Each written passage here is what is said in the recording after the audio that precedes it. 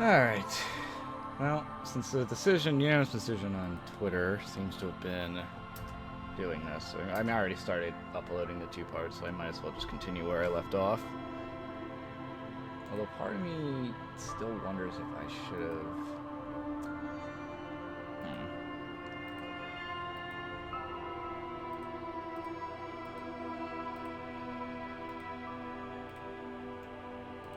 Who's doing that?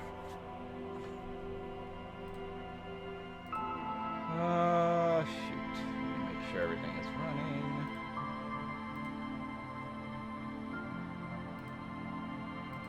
I don't know why this music makes me feel melancholic.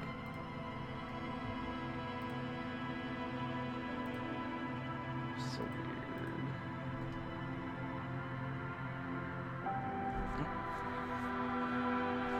It's so weird to me.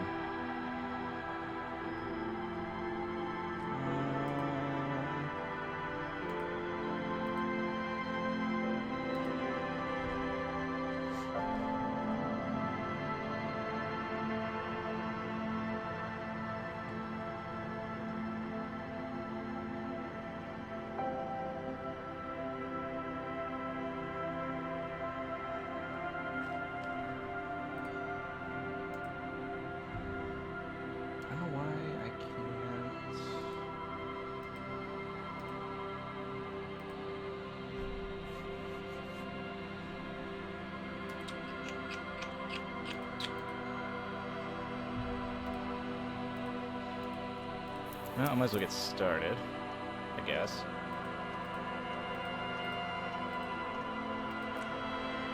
I'm just gonna make sure everything is running.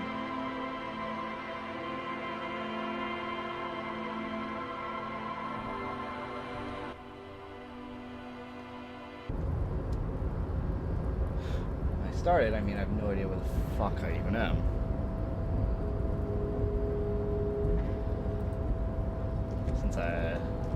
Since when I was actually just recording this as an LP and not going to Twitch stream, I got completely lost. I ended up having no bloody idea where I even was. But I ended up just doing a bunch of random shit.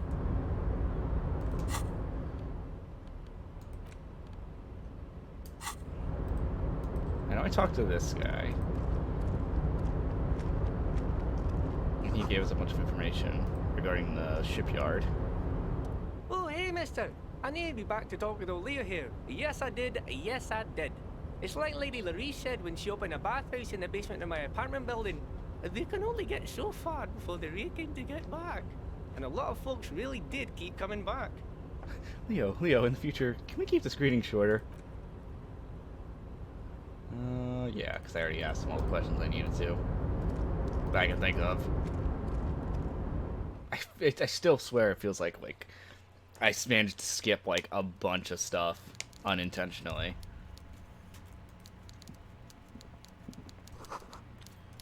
What was it was tab.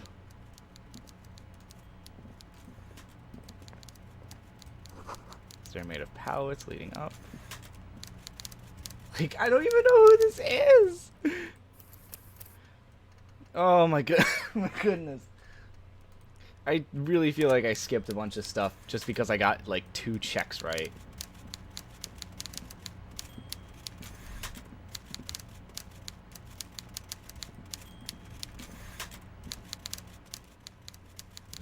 Before you is a walrus of a man seated behind a large desk. He looks up from his work, not the least bit surprised to see you. With great effort, he straightens himself up in his chair, yet he says nothing. He simply stares at you. Are you in charge of the dock workers? Welcome, Mr. Dubois, Mr. Kitsuragi. It's good of you two to stop by. Please, have a seat.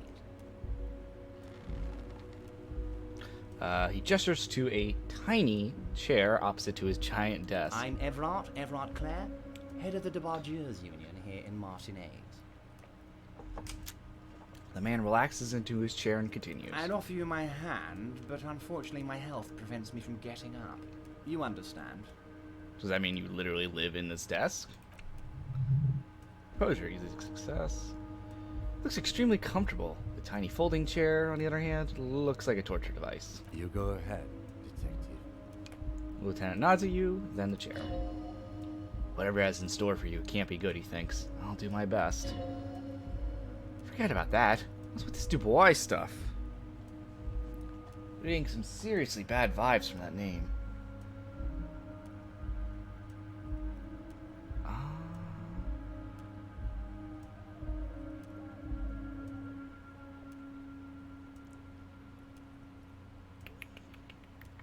Why are you calling me Mr. Dubois? Please, Mr. Dubois, let us converse in a civilized manner as equals. Take a seat. I insist. It's nothing. Yes, that's probably right. It's nothing. Forget about it. Filter it out. Take a seat. Excellent, Mr. Dubois. I can see that you're a reasonable man. And reasonable men can be of great use to one another. He gives you a sly wink. Damn, this chair's uncomfortable. Try to wink back, remain serious. Try to wink back, why not? So tell me, how can the head of the DeBarges Union help a representative of the Revachol Citizens Militia today? What?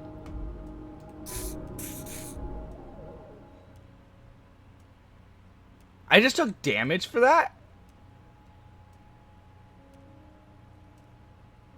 The chair you're sitting in has got to be most... what the fuck? Are you serious? Did I really just take damage for that? The chair you're sitting in has got to be the most uncomfortable chair in the world. It's violating your backside. Oh, by the way, I heard you got a rather rude reception from a certain Lawrence Garland. I can't believe I almost died sitting in a chair. Pains me to say. This should take care of that nonsense. He points to a giant novelty check on his table. It's absolutely comically huge. It should be sufficient to cover your expenses for a few days and patch over your differences with the cafeteria manager. Go ahead, take it. He points to it again.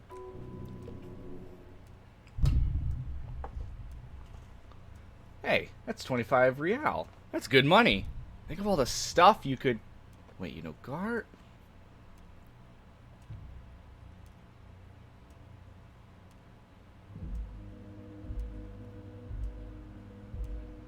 Obviously, this is a bribe of sorts. Is there anything you'd like to say to me? Or... No.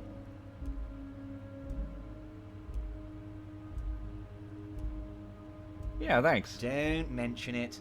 But also don't forget it. I'm just kidding, of course. Another wink. Yeah, he's bribing us. He's not. Now, I'd like to set your mind at ease about one other matter. Your lost gun. Let me assure you, Union people are on it as we speak. I've got my best hounds looking for that lost gun. Lost gun. Slug. His slug-like lips move, but all you hear is an echo. Lost gun, lost gun, lost gun. What the f... Dude, I'm like losing damage just... Or I'm taking damage just... Oh my goodness. What was swallowed by a black hole of fear? Only 2 words escape its gravitational pull. Lost and gun. Oh god. Why didn't you think about this before? Cops have guns. Where's yours?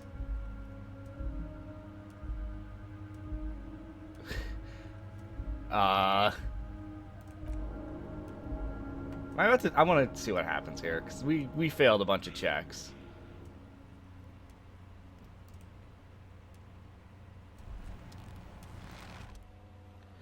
Start creeping into you, getting fat on your weakness. Whatever noble intentions you once had as a police officer, it's eating up until now. I just don't even... This is such a weird game. You literally... Like, I've literally failed so many checks just in the past 10 minutes.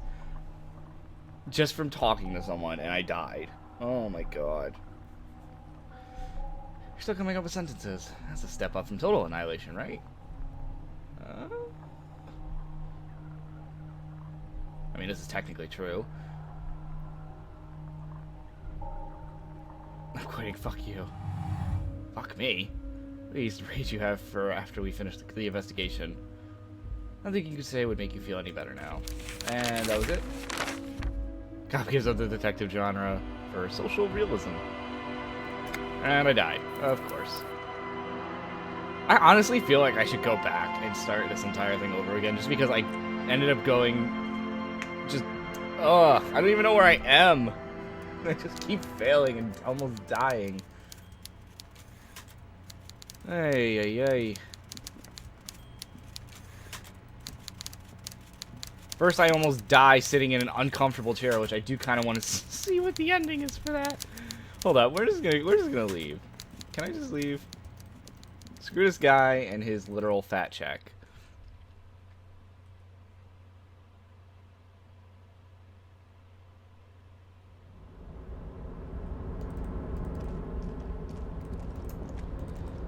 There's gotta be a way out of here. Is that a more dignified end than having a heart attack after running into an old lady? I'll say, hey, Manji. I almost just died sitting in an uncomfortable chair. Like, what? Okay, what is... This is another thing I saw that I'm curious about. On. Well, grounded crane shifts overhead, moving a massive metal container through the air.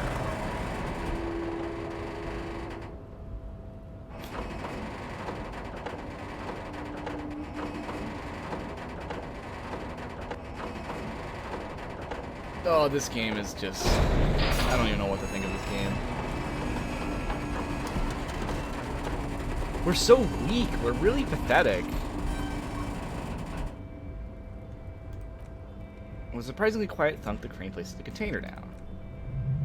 I mean, I guess in a sense you could say it's very similar to D&D, because in D&D, the comical rolling a 1 on any kind of check usually leads to something hilariously bad happening to your character. So I guess in a sense you can find it funny, but like playing a video game and failing a check and having to load it back again, it would get annoying after a while. Like essentially I'd have to save to make sure I get those checks right. The harbor sleeps as the strike rages in the distance. The crane can rest again, now that its purpose has been fulfilled. Its purpose? What do you mean? Moving this container, of course. For this purpose it was built. For this purpose it has acted. And now it will rest. I can't see how this was worth a ruckus. He looks at the crate, except for seeing the crane in action, which I admit was satisfying. Crane does not return to the condition, does not move at all. Alright, well that does nothing except make a loud scrunching noise. So what's in the crate? For you stands a cargo container, just one of many in the yard. Cam, I think there's something about this cargo container. You do? Because I don't. There are a million containers here. Why are you fixating on this one? It was hanging from the crane. I don't know, Kim. It just feels special. Maybe there's contraband here. Eh. You just picked one out because you wanted to interact with a cargo container. We're not here to interact with containers. We're here to talk about the Union, right? Open the door. You attempt to turn a handle, to no avail. The door seems to be mechanically locked.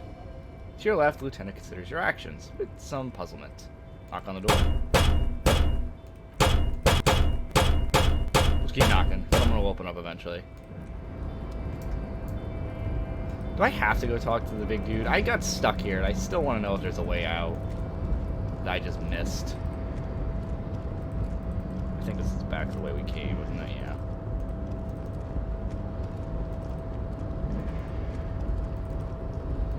Oh, I swear, part of me really feels like I should restart just because...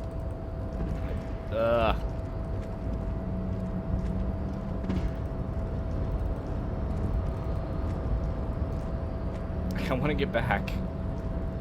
Wait, what happens if I... Can I just... Where am I going? My character thinks he can come back up here, so I'm curious where to see he goes. Because if I can go back to the crime scene, that would be much appreciative.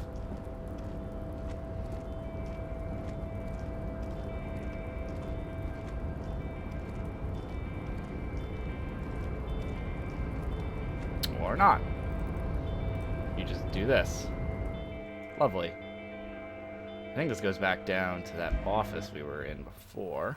Yeah, but we didn't see what this door did, so I'm curious what's over here. Door's locked, can be opened from this side without a pass card. Oh.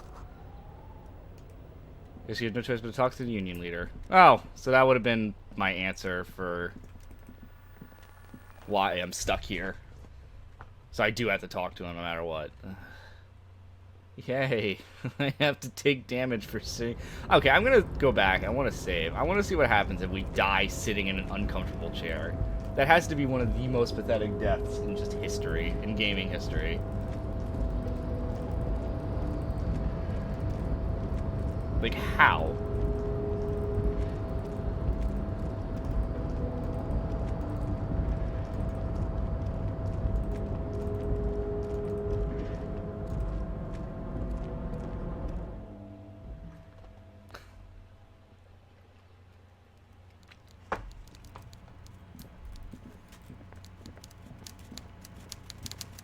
Alright, I'm gonna save again. What am I even doing? I wish I knew. Alright. Dark workers, blah blah blah. Welcome, Mr. Dubois. You go ahead, detective. I'd rather stand. I don't want to take Please, damage. Mr. Dubois, let us converse in a civilized manner as equals. Take a seat, I insist. I don't sit. It's kind of my thing. Very well, Mr. Dubois. I respect a man with strong convictions. I don't want to take damage. Because he nods, his multiple chins move like ocean waves. Ew. I, too, have convictions, one of which is that I will not engage any man who won't face me at eye level. Should you find yourself more amenable in the future, I'd gladly resume our conversation. But until then, Wow. I must ask you to leave. You're no Titan of Volition, buddy. He's got you on a fork. Sit down or leave. I wish I could leave, but there's no way out. So I have to do this. Oh, that's so dumb. Mr. Dubois, I hope time is on your side this time. Please, take a seat. Please, Mr. Dubois, let it... Very well. Should you find Can I yourself do the more check amenable again? in the No. Okay. So I have to take a seat. Lovely. Mr. Dubois, I hope time is on your side this time. Please, take a... So tell me, how can the head of the Debarges Union help a representative Yeah. of the Revachol Hello, Citizens that's Militia? damage. Okay, today? we're gonna see what happens if I die. That's so silly. Take a seat and damage or be stuck. Okay, let's see what happens if we die. Oh, we... Yep, here we go. I'm dying sitting on a fucking chair. Feel something in your chest, a natural presence, spreading to your left arm, your jaw. We're having a heart attack? Yeah, screaming is having on account of extreme shortness of breath. You're just thinking worse. Oh god, it's painful. Trying to remain conscious. So dumb. We've had a heart attack because we were so uncomfortable. That's so stupid. That's dumb. You know, it's funny. One of the reasons I wanted to play this game is because it won Game of the Year. And because it's like it's a detective game and like a Baldur's Gate kind of style, but whatever. Okay, what happens if I try to do that check again? Welcome, Mr. You go ahead. Please, Mr. Dubois, let us converse. Very well. Let's try to go through that check more again. amenable No, in the future, failed again. I'd gladly... Excellent, Mr. Dubois. I can see that you're... So tell me, how can the head of the Debarges Union help There, a I healed representative of the for Revachol sitting in a Citizens goddamn Militia today? chair. That is just no. That's disgusting. That's a thing. That really is like the comical death you see in D&D. But like I said, in this instance, it's kind of annoying. This, it Yeah, should do be the sufficient to cover your check. expenses for a few days. Don't mention it, but also don't forget it. Now. Yeah, I'd like yeah, to we set just your accepted a mind at bribe. ease about one other I'm matter. hoping he lets us Your out if we lost are gun. nice. Let me assure you, Union people are on it as we speak. I've got my best hounds looking for that lost gun. Lost gun. Lost gun. We'll take damage. I feel like this is one of those games that figures out the rolls a couple moves ahead, so you can't just save. No, I have save scummed already in one of the parts. I forget which one it was. I want to say it was how we actually got in here. You can just save and consistently try to get different rolls. I already checked that. Doesn't change the fact that it's really dumb. Like, ugh, we're just failing so many. Although I guess we got this, whatever this means. The whole talking to ourselves thing. The world is swallowed by black hole. Fear only 2-1. Yada yada. Yup. Lose morality again. Fuck love. This is your gun. This is serious. Are you all right, Harry? You seem anxious. Well, don't be. Everything's going to be all right. It's not like you left it loaded.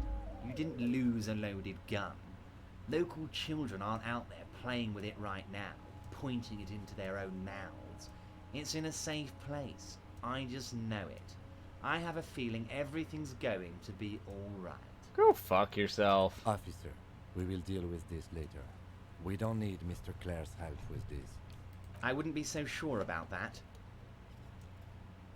Officer, I wouldn't be so sure about that. So I have to fail another check? Oh my god.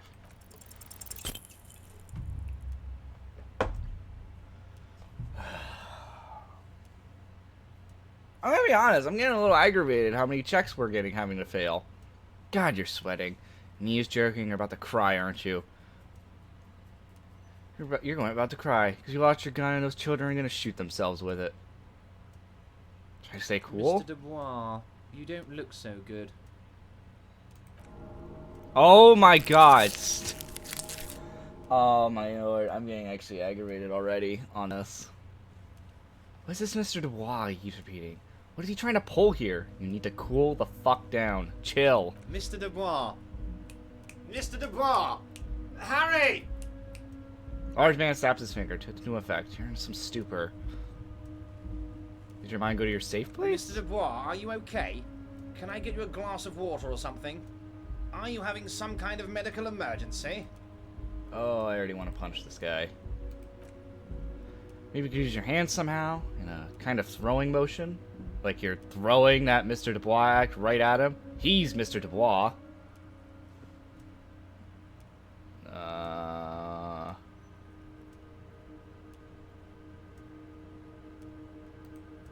don't be dramatic.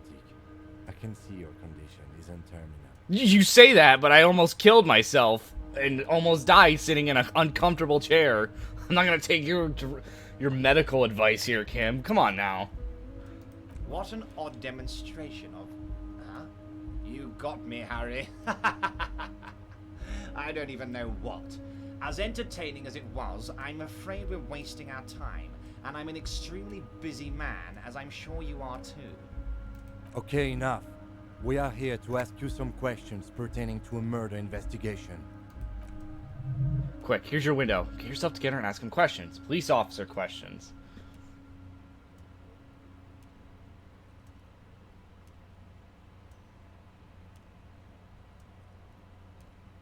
I want to talk about the hanging. Oh, of course, that's your main thing here. That's why you're in Martinet, he nods. I know everything that goes on around here, and I would love to discuss it with you. Well, I got the EXP at least. Oh, yeah, skill points.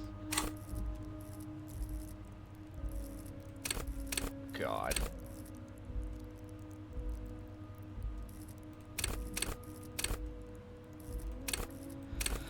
Ugh. This game's something. Maybe it's no secret that lynching is connected to strike. So much to talk about. Honestly, it's been weighing on me so heavily. I understand, but you need to interview me. I sense there's a but. But there's the thing that's been keeping me up at night. I want to talk about the hanging. I mean, if we could just calmly talk, exchange information, we could blow this thing wide open. Yes, that sounds good. Lieutenant says with a slow nod. Let's do that. But I can't think straight with this thing weighing on me. Suddenly, he slaps himself on the forehead. You're police officers, aren't you? I have a crazy idea. You guys are basically door-opening machines. Incredibly talented opening doors. I've opened a few doors in my life. You're wrong, Everett. Are we door-opening machines? I'm not sure if I understand. He looks to the Union boss. If you're asking us to break down someone's door, it's not going to happen. Come now. I just need you to go open a little door for me. And leave it unlocked. A simple thing. Absolutely nothing shady about it. Let's calmly talk about it. Now sit your ass down in a comfortable chair and die from it. Oh, God. I really am, though, like, kind of, like, 5 minutes away from just going back to, like, the save I did before I came into this shipyard. And, like, going back to the crime scene and investigating it. Because as much as the laughs I had at the first two parts that were on YouTube, like, this guy is just kind of irritating me and how many times I've almost died just talking to him. Come now, I need you to go open a little door for me. Leave it unlocked, blah, blah.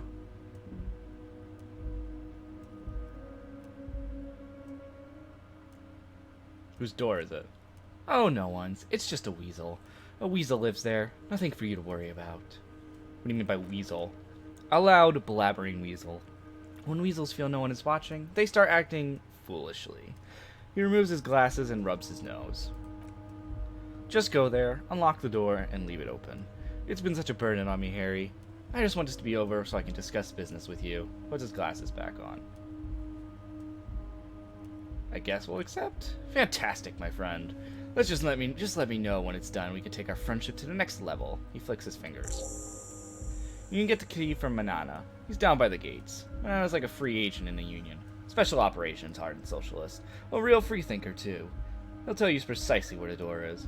He smiles, obviously satisfied with how he's planned it all out. One last thing, Harry. Just open the door. You don't need to go in or anything. I just want that weasel to come home and see the unlocked door.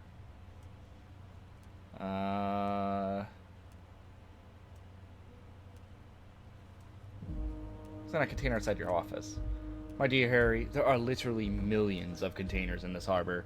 I couldn't possibly remember what's in all of them. There's nothing special about it. It was attached to the crane.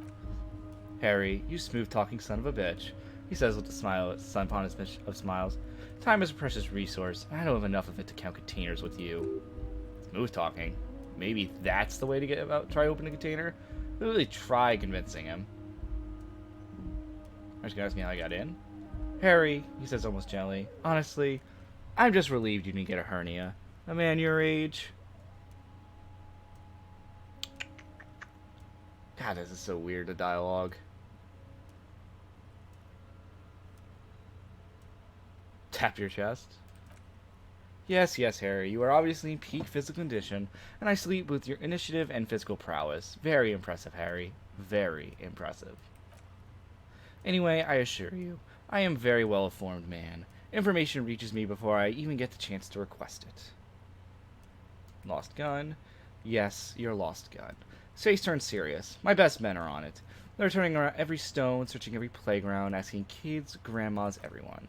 Your gun will be found, Harry. Let me assure you of that. He winks at you. It's just a matter of time and effort. The only way to find it seems to be working with him. He might even be holding your gun hostage. Hold on. Could he really be holding my gun hostage? Who knows? Only one thing is certain. If you work with him, you're going to get it back. And working with him might be the only way to do it.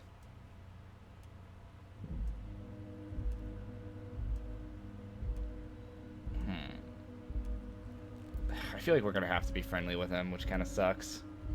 Does it mean if I do things for you, I'll get my gun back? Damn it, Harry. That's exactly what it means. Turns to the lieutenant. I am only kidding, of course. Of course. The lieutenant replies dryly. I understand. We help you, you help us. Call me Mr. Dubois. Why? Of course. Let us dispatch with the formalities. You call me Everard, I call you Harry. So that's really my name? My God, so it's true. I don't want to believe it. You are a fantastic science fiction amnesia cop, aren't you? He shrugs with an amazed expression. What are the odds of that? I think the odds of that, he looks at you, are very low. Might be a good idea to hide your confusion. I mean, see what his game is first. My memory's fine. I'm just testing you. So good to hear that, Harry. Apparently my sources were wrong. He pats the brown folder in front of him. However, if you did have a spot memory problem, I could help you out. With my big fat folder. Oh. Words flow like a river of honey from his lips. I guess word has reached him. No matter, no harm done. Are you trying to tell me you've got hold of some of our documents? The lieutenant inspects Everard over his spectacles. Mr. Kisaragi, would you mind? His eyes never leave yours. His eyes never leave yours. Me and Harry are talking about his lost identity right now. Don't jump to the folder. That's not smart. Shows you're on the edge. Do some probing first.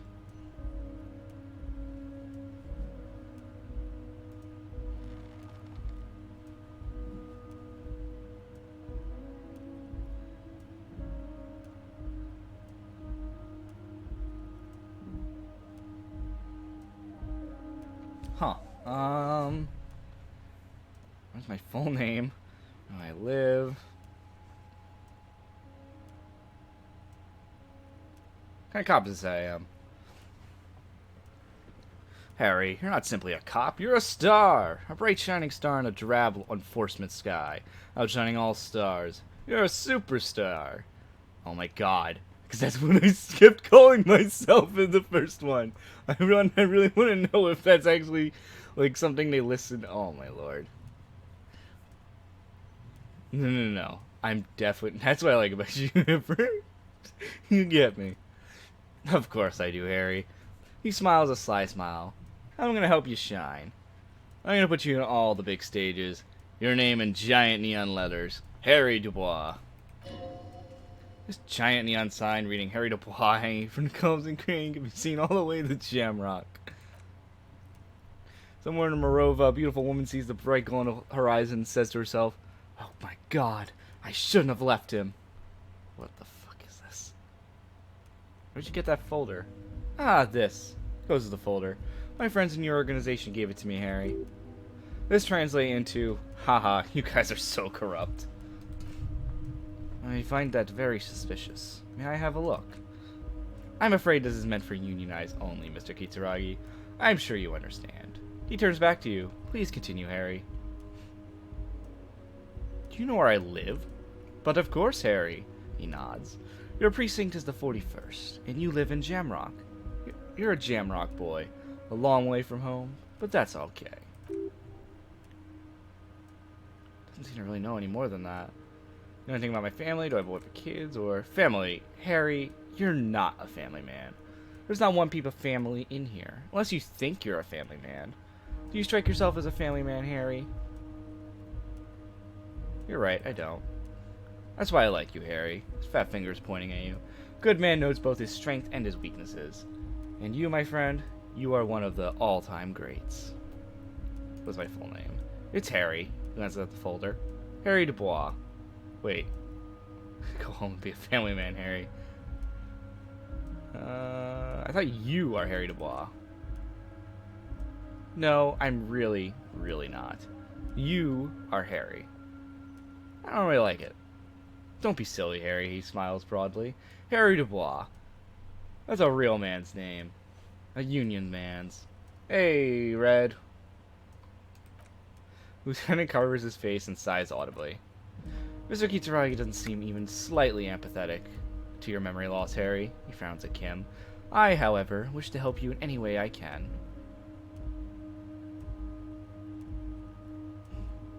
Fuck it. As you look at the folder, Everett covers it with his hand and pets it. He's hiding it from you, because it's not a real RCM folder. It's just another one of those brown folders you saw in the file cabinet. That's not an RCM folder. Okay, Harry, you got me, he says. This is from the Census Bureau, not the RCM. Those Census Bureau people are absolutely corrupt. You should do something about them. He's got up the name from the Census Bureau, and everything else from your actions here in Martinet.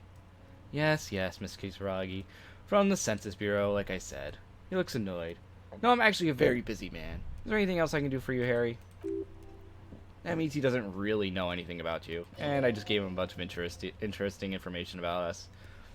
So the Census Bureau says my name is Harry Dubois? Yes, that's what I said. Try to keep up, okay? Let's move on. Looking into your shady brew. I don't know what that means, Harry. Shady brew? There are so many moving parts of my operation, and I can't keep track of them all. You know what? Don't even tell me. Whatever it is, do it. Surprise me. He reconsiders. Just one thing, if you can. Make it even shadier. I leave my talk again. Wait. He reaches into his drawer and pulls out a plastic card. You need this to get in and out of the gate. Thanks, I was wondering how I'm supposed to get out. Great, I don't want to get stuck in here. Here. You're one of us now. A real red and white union man. Take care, Harry. How do I get out, though? I didn't see anywhere to go. Oh! This is the card to get out. Okay. Never mind. See a container you can't open? Equip the pry bar. Well, at least that answers that, how to get into that container.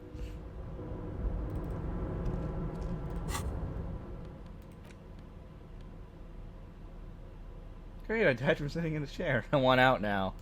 Oy.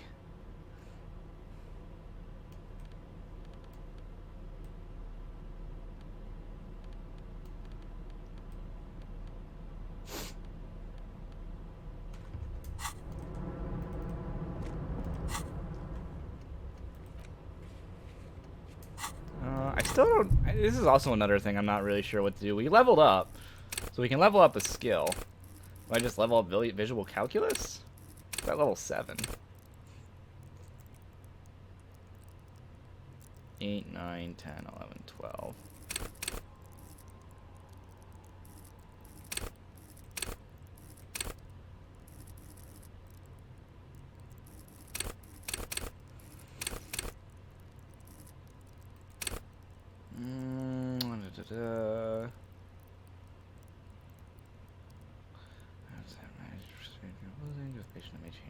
Investigation if you're not throwing a loony bin first. Well, under fire, avoid animation and characters and how you shift the cosmos.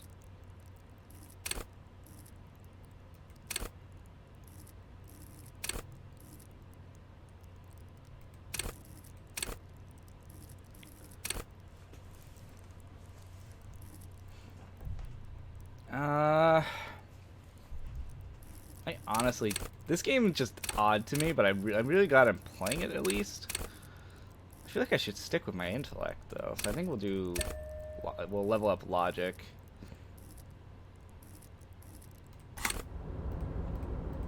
Logic chess, if we can get that. I know we can't, but hey.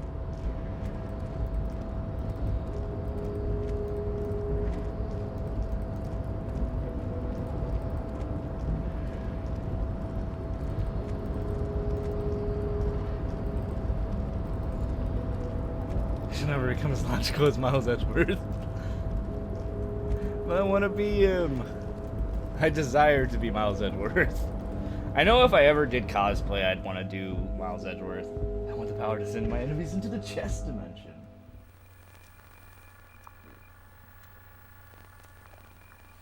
Alright. Should be able to get out now. So you do have to talk to him. The moment you step into the place... After doing that skill check, it looks like no matter what, you have to talk to him. Now, where the heck does this door lead off? No, escape as a strike. Press button behind guard. Looks like a bunch of random people. Oh, he looks friendly.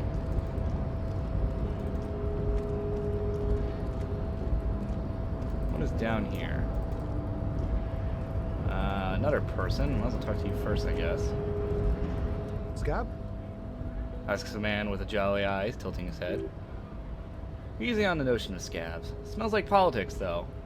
It's got something to do with Flask he reaches for from time to time?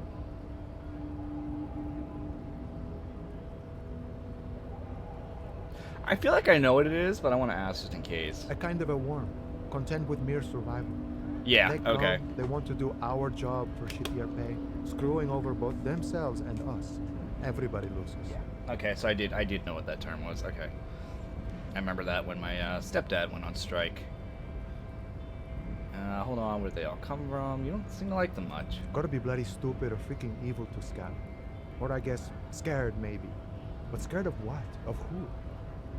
He looks at the mass, squinting his eyes as if to try and ascertain what they're scared of. Personally, I'd rather beg than Scab.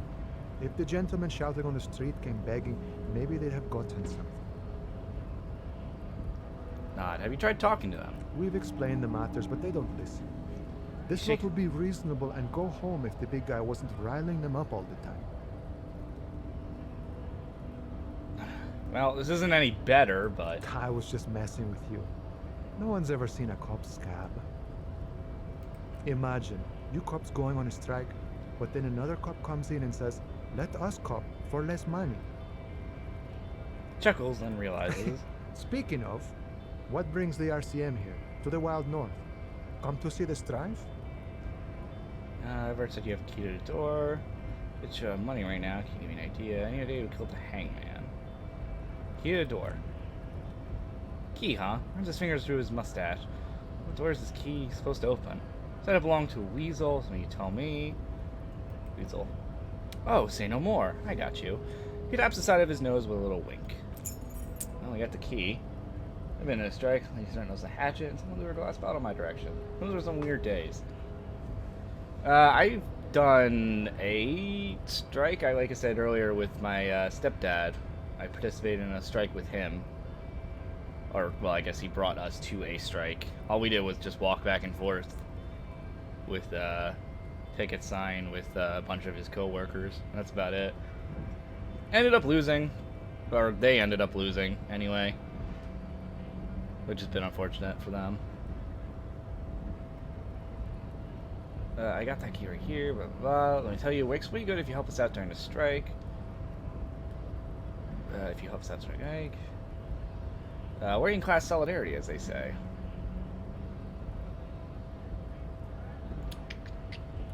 I was thinking about a weasel. It's not like a local polar weasel, if you know what I mean. Wink. Polar weasel. Oh, I know what you mean. Pretty sure he's actually... Oh, did I just... I did not... I wasn't... Shit.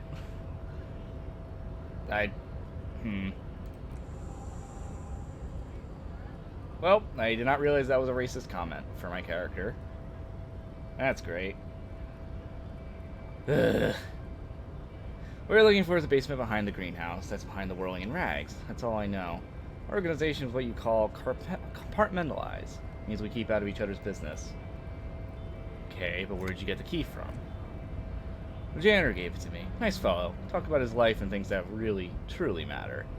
His gaze wanders off into the distance. None of this mess we're in. The jiving and juggling. What's it for? Doesn't wait for you to feed our children, I guess. Anything else you should know about this task? Weasel person, when he'll be home? He shakes his head.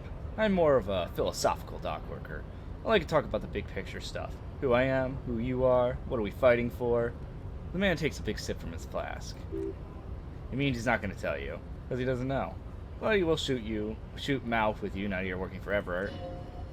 Who's he? Who he is and what they're fighting for? This is interesting. Any idea who killed the hangman? Or actually, why are you striking? We're negotiating our share. Your share? Aye. Seems pleased with himself. How large of a share would you like? All of it. However, right now we want all the harbor workers to be on the company's board, so they could take part in this decision-making process. This seditious talk sounds like communism, just so we're on the same page.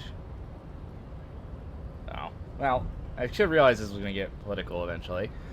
Just so we're on the same page, communism is basically when to kill the rich people or hoarding them to a labor camp in Southeast Grodd.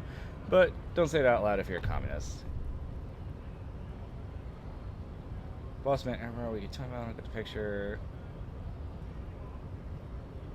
Are you a communist? No. Pauses to think for a moment. I don't think I'm a communist. Seeing something of value and saying, I want it all to myself, is a much older and simpler notion. No science to it at all. Even a weak child can think it. The only things holding someone back are, I can't and I shouldn't.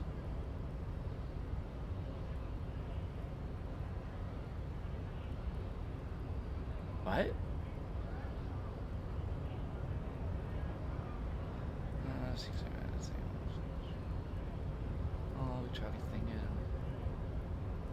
I'm confused by what his...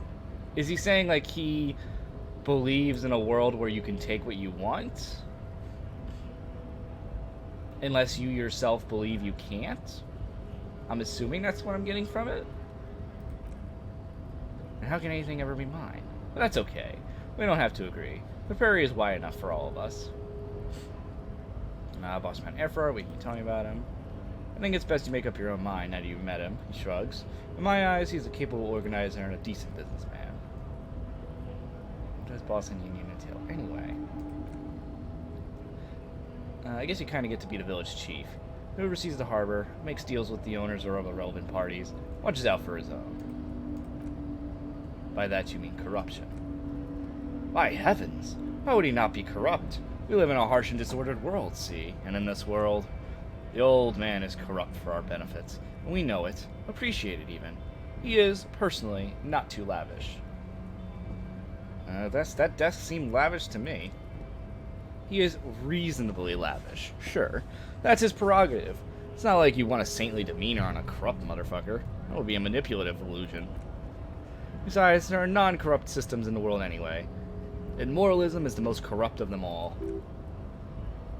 This man has political theory, and it has not failed him today. He seems to spend a lot of time thinking about the political situation. Sure, I've had the necessary free time. He spreads his arms wide, using the reach to show how much time he has. Fortunately, there's always time. Look in his brown eyes conjures up an understanding. For him, having command of his time is the most important thing.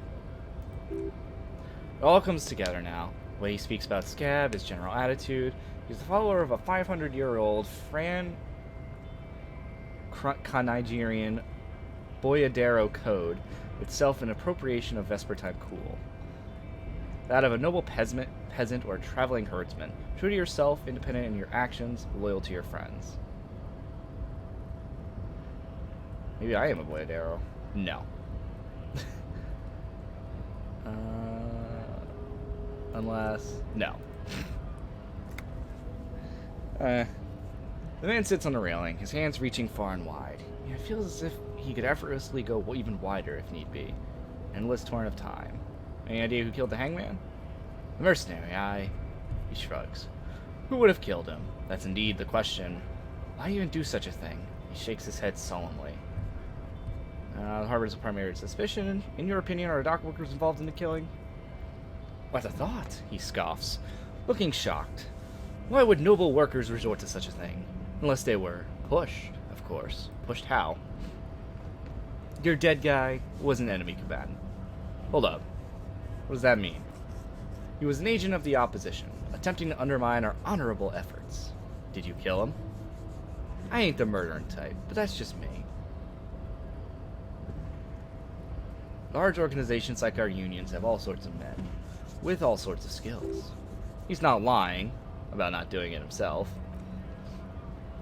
Understood. The lieutenant takes a note. This has been of limited use. Still, thank you. No problem. I wish the best in your search.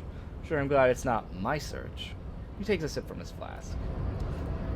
Yeah, some of the bigger terms, admittedly, I'm not really aware of myself, so there's gonna be some things that go way over my head, like that, for instance. Hey, we should be able to talk to this guy and get out. Your body betrayed. Your body betrays your degeneracy. Yeah, Measurehead. His body totally betrays his degeneracy. Excuse me?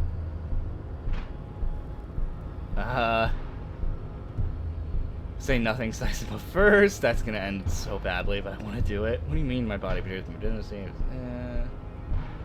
Size him up. Are you admiring my morphophysiology? A ripple of muscle passes underneath his skin. Ew, he lets you look. It must be frightening to stand in the shadow of this axial pinnacle. Be calm, Am Sandwich. You are not in danger because you are not a threat to me. I think you were just called a degenerate male. I think so. Is this Tanko, but as a guy? What about your chest? Still say nothing. What is this androgynous display of sexual maturity? He looks down at you, taking stock of your physique. Merely standing up makes you sweat profusely. Your breathing is erratic, your own heartbeat in your ears goes frantic, and you feel your blood pressure rise. Stop it!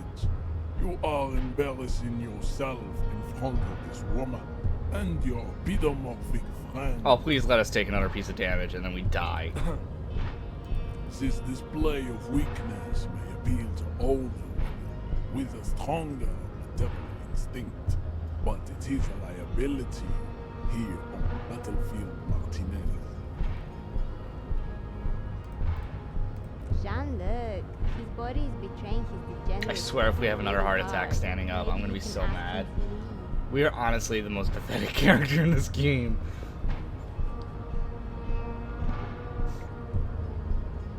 My body does not betray my degeneracy. You have succumbed to unruly.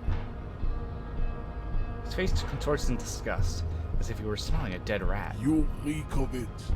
An invisible sword of unruly emerges from your throat. You cannot see it, but others can. It is making the woman in my company sick. He really is, though. Honestly, that's kind of, it's the one thing that's been really annoying me about this. Like, yeah, there was that funny moment in the bar, but that's honestly kind of been it.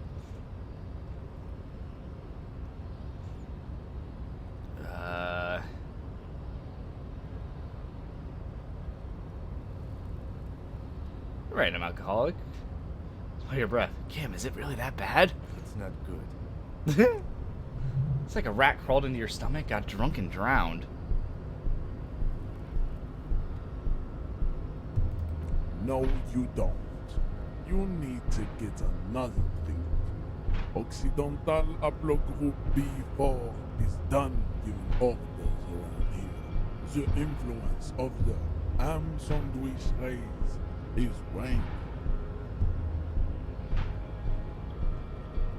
Kinda, please, I need you to comply now. I just need help with my job, please. Begging for help. Attempting to pass via for cooperation. How far the Occidental Upload Group has fallen. You were once a noble and powerful place.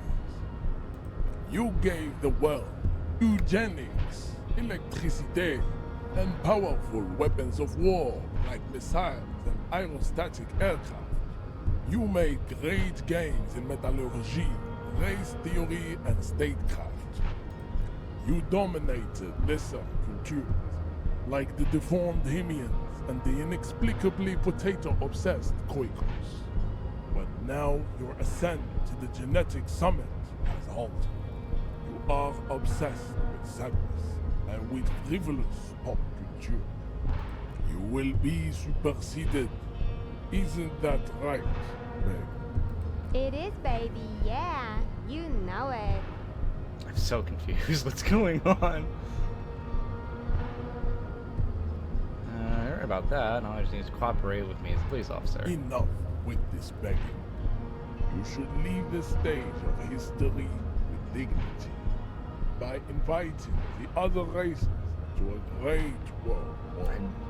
Bring your troops to the Seminole Islands and to Boogie Street, and we will pulverize you. When you are gone, we will build a museum. The walls will be lined with bottles of Al Ghul, your beloved beverage. Inside, we will store the odes to homosexuality called art, and your microcephalic skulls. You could internalize Measurehead's race theory. It would enrich you rhetorically. Can I just say I'm still absolutely confused what is even happening right now?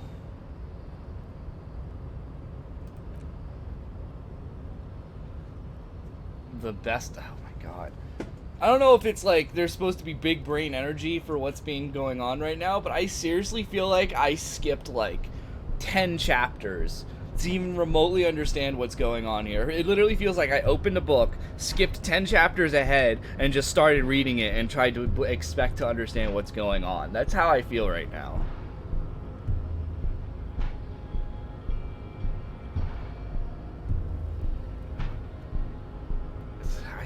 I guess I'll do this. That's what kind of races there are. First, classification is core to this ahead. Okay, one sec. I need to go turn on a light because it's getting dark in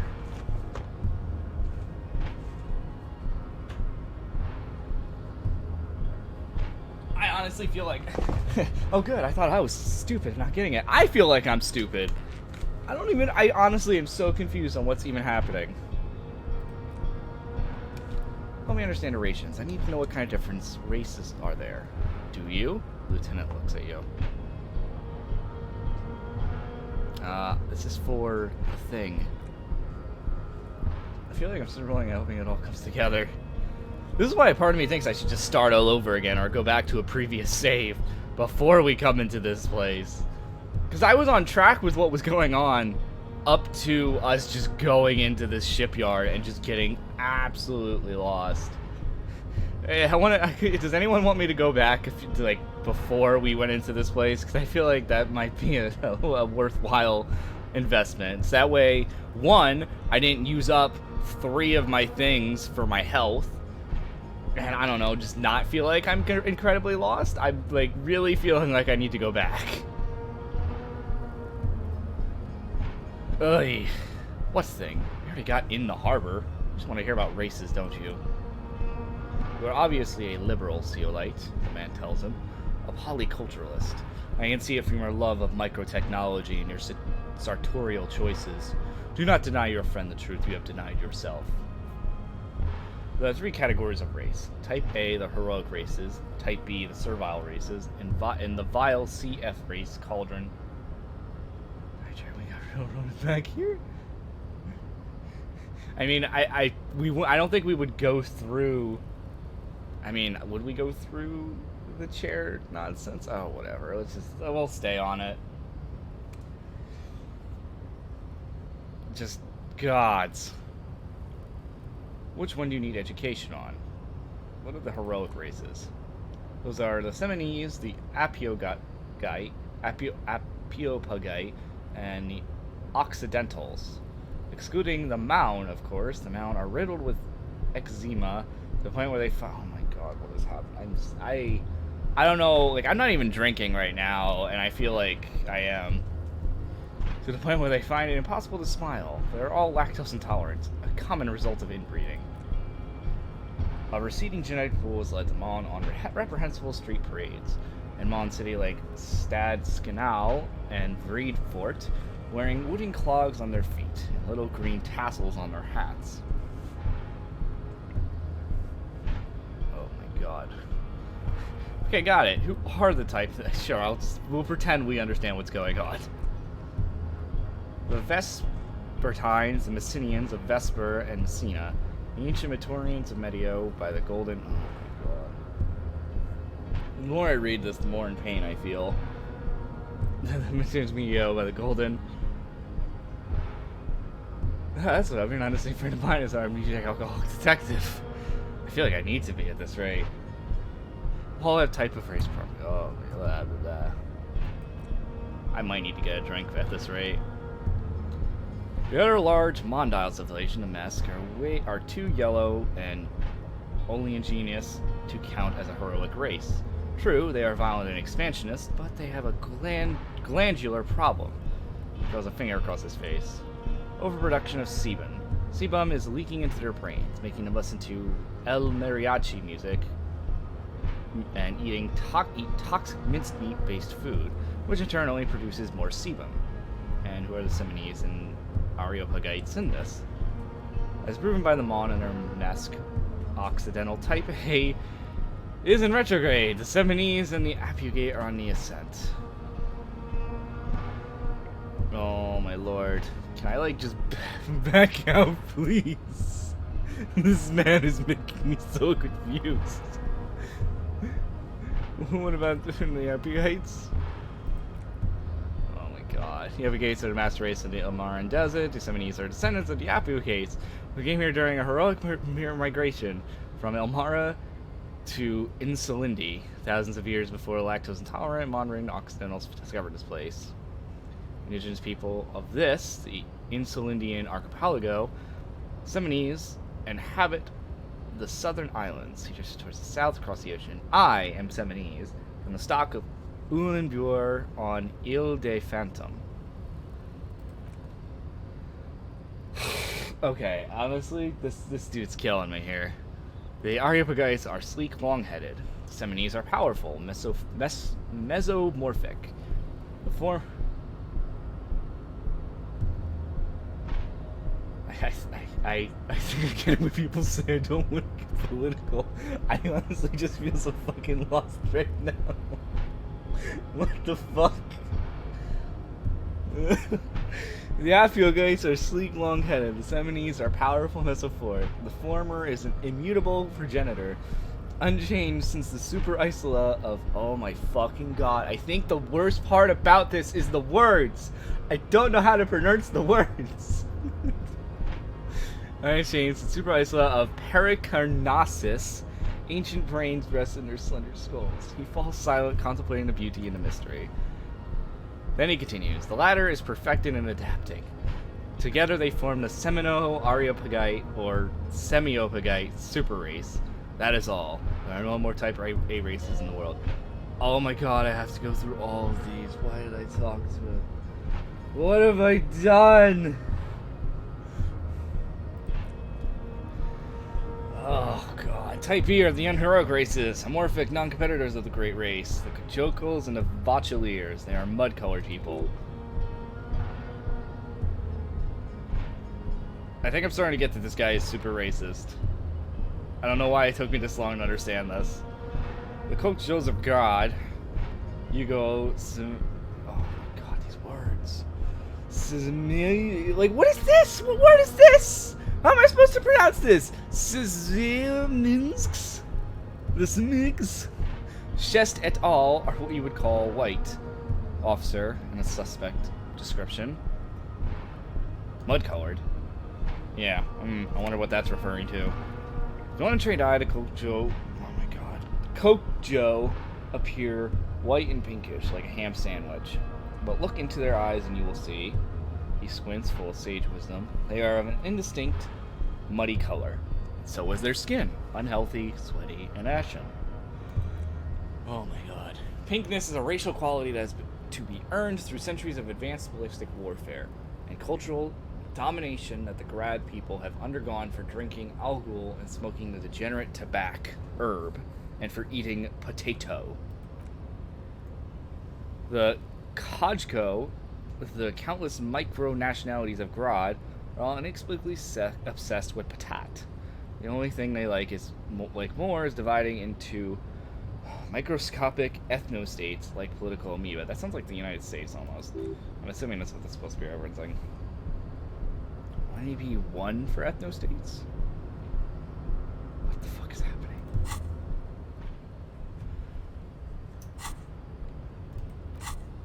Like, what the fuck? Ugh! You don't like ethno-states? They are microscopic. The Apiopagite superstate will cover the entire remaining planetary crust, uninterrupted from Holy Seminin to the Boreal Plateau of Katla. The leaders will be genetic epitome of Seminese and Apiogite stock, elected by nature. I really have no idea how badly I want to skip through this. Here's called demos. And Valkyrie you mentioned. Rivacholians, halfway between Type A and the racial cauldron, too mixed to know right from wrong. You tried your degenerate little revolution, which was the single greatest failure committed by humans in our 82,000 years of history on this planet. Ugh. Ugh. Is it 8,200 years that 82,000 years that we've been recording history? Like, I'm like just baffled with this character. What the fuck? We have very little idea what is happening, but that seems a little off.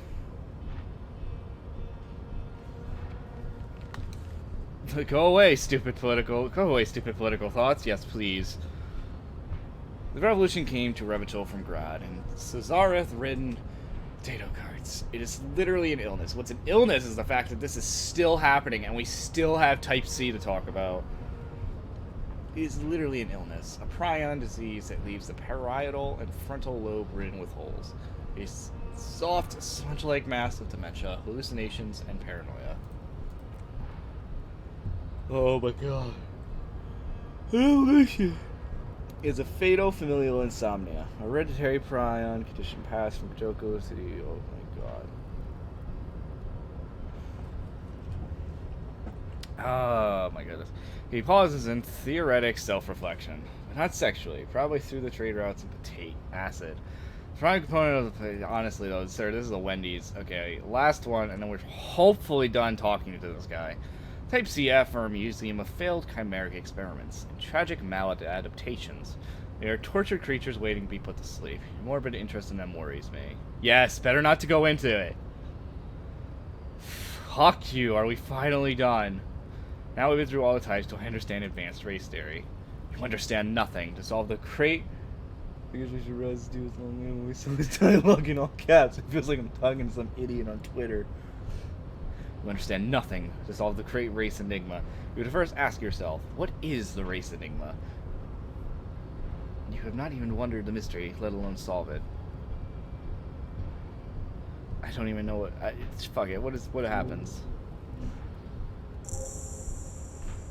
You need to internalize what you've heard here today and then return to me. This clarity does not come instantly. Let's discuss something else, please. No, we're not doing this again. Isn't Everett our union boss white? Do not be vulgar. White or not has little to do with this. The race enigma runs much deeper than that. Turn his eyes towards the harbor, simply bored with you. You keep telling yourself that. Mr. Clare is a man of vision and means. He has the will to confront international capital, something your race naivistic communists never did. Oh my god. Also, to serve noble, it takes discipline. Your petulant individualism has only contributed to your race failure, as lax and moronic. Enough of this. I probably should have said that. Hold up. Communism is pretty cool. Idiotic communism is the single greatest contributor to your race's descent. Everywhere around you, the fruits of its failure to challenge the world order. Individualism, rock and roll music, sexually transmitted diseases. Above all, rampant multinational finance is still reigning large. Tell me, where have you gotten your love of pathetic communism from? Aliens culture, degenerate youth culture, rock and roll music. It's true, I am a rock and roll star and a rebel. Rock and roll is moribund. Only Kojkos listen to it anymore. There's no life left in it. My people abandoned it long ago. Leads only to neurodegenerative herpes and heroin overdoses. I am not surprised you enjoy it so much. This has happened to many of the side. Yeah, I know. Exactly. Like, what the fuck? Oh my god. I really feel like I've lost brain cells talking to this guy. I honestly feel dumber talking to him. Wonderful. We're done with this line of inquiry. Can we leave? Where the bloody hell am I supposed to go? I want to get out of this goddamn shipyard. Then you turn, a bright light catches your eye. Where's it coming from? From a distant sunset? Stage light? Fast photography? Nowhere in particular. It's just what superstar law officers do. They squint. I love that it's keeping the superstar thing though. They squint at lights and they solve shit. Actually, now that I hear superstar and law official in a sentence, they found weird together. Yeah, that's me. I've been establishing my superstardom hard lately. Yeah, you have. You're a big dick cop, Dick Mullen. Salam Rocky Bye. Badass on the disco cop. Time to recede into a literacy fantasy world. Here we go. Camera, lights. Wait, what is that? What was that about a literacy fantasy world? Action. With sudden flash, the world freezes around you, and you along with it. In an iconic monochrome solution, a back silhouette against a rasterized orange world. It's on. What the fuck?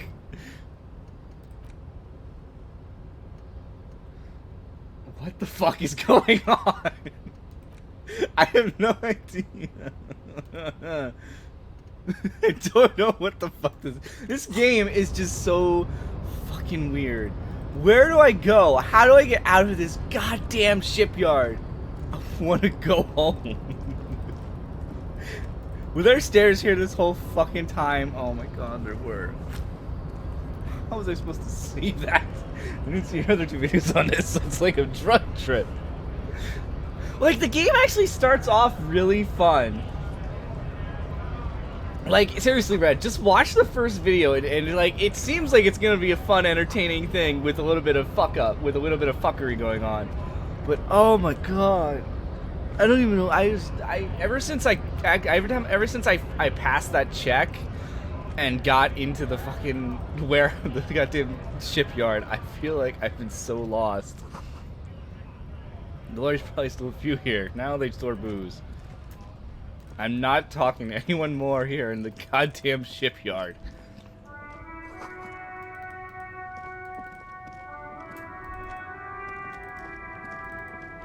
Oh.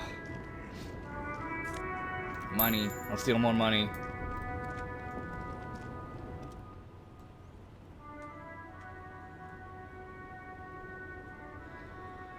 Whew. The small wrinkled woman does not greet you. She nods along to something in our radio. A photograph is clutched in her hands, and there's a warm smile on her face. I'd like to point out, though, that this game won Game of the Year last year. I want to put that out there. Once again, this won Game of the Year last year. The photo is an ambrotype from the turn of the century, as golden as her smile. It's the warmth of a winter's night. Just so this makes this clear, Red, this stuff here is apparently us talking to ourselves and our different skills, I guess. Like, this is our inside thoughts, giving us hint to what we should do. It doesn't help, though. If anything, it confuses me even more. It's the warmth of a winter night's fire. Maybe she could give you comfort and shelter, some cigarettes and food money. Maybe she's your... Snap your fingers in front of your face. Grandma? Nothing. Her smile just keeps widening. Her hair is gray like lead. Snap your fingers in front of her face. Wait, The lieutenant stopped you before you snap. she's just a distracted old woman. Better to leave her alone. Why? Why? I just told you why. Oh yeah, that was pointless then. Good to know. I have no idea what deadly premonition is, by the way. A white tank top. No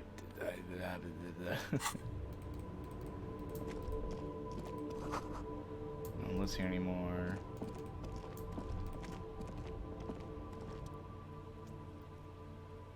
Horseback monument. An old monument stands in the middle of the traffic island, pointing toward the sea. Looks as if it's been reassembled. The only reason is like if Twin Peaks was made by Tommy Wiseau. Don't know what that is either. I know who Tommy Wiseau is, though. Who is this? The silver plaque on the statue's pedestal reads, I am Philip III, the squanderer, the greatest of the Philippine kings of Revachol, son of Philip II, the opulent, father of Philip the IV, the insane. What did this king do?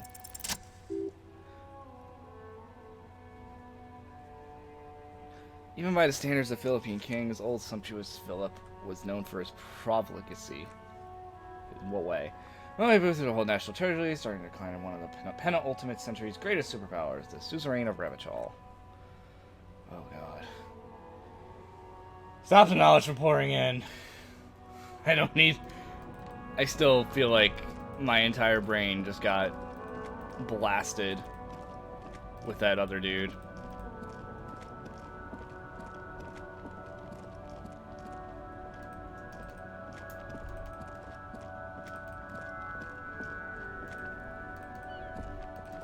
Oh, okay, we're back here.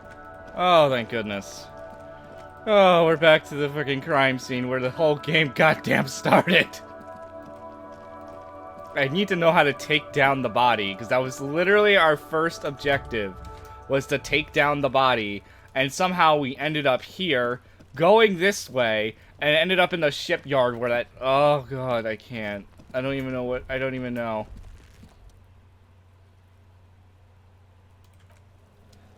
what I'm supposed to do here. Am I supposed to fail the check?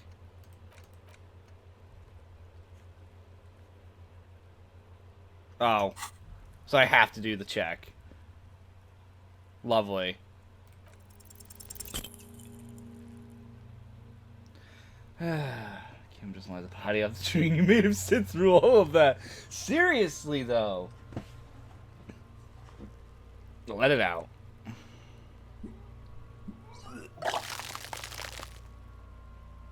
Yay. Vomiting. Just what I needed. Yes, I actually did look that up when I started playing the game. You apparently have 10 days before the game ends. You don't have to finish the game in 10 days, but that's your time limit. You have 10 days. I don't know when the day ends, though. I did not check that, admittedly. I probably should have. You feel a great force ringing through your stomach, your body curls and pushes out burst by burst. So a pool of vomit lies under your feet, and your throat stinks. Oh my god, why are we talking about everything? God. It's okay. Happens to everyone. Lieutenant hands you his white handkerchief. Keep it. Thanks. The hangover is clearly making this worse for you. You could use ammonia to clear your head. Okay, where do you get ammonia from? There's Frit nearby, east of the hostel. They usually have a small apothecary. If they don't, he points to the greenhouse.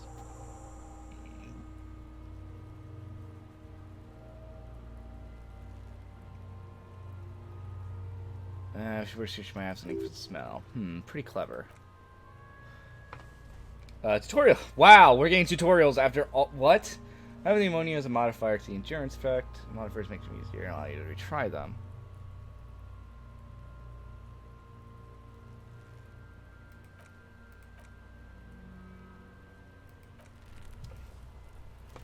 Also, these kids are extremely loud. I guess we could sell his handkerchief if we really wanted to. Why can't I move? Yeah, it's been 3 hours. Time for you to learn how to play the game. Hey, there's our shoe, by the way. Hold up. I was looking for that literally at the beginning of the game. Was our other shoe. Because we've been walking around this whole time with only one shoe.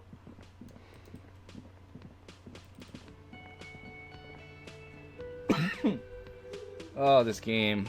This game is, this game's interesting, I swear. Wait, I can interact with something back in the tutorial room?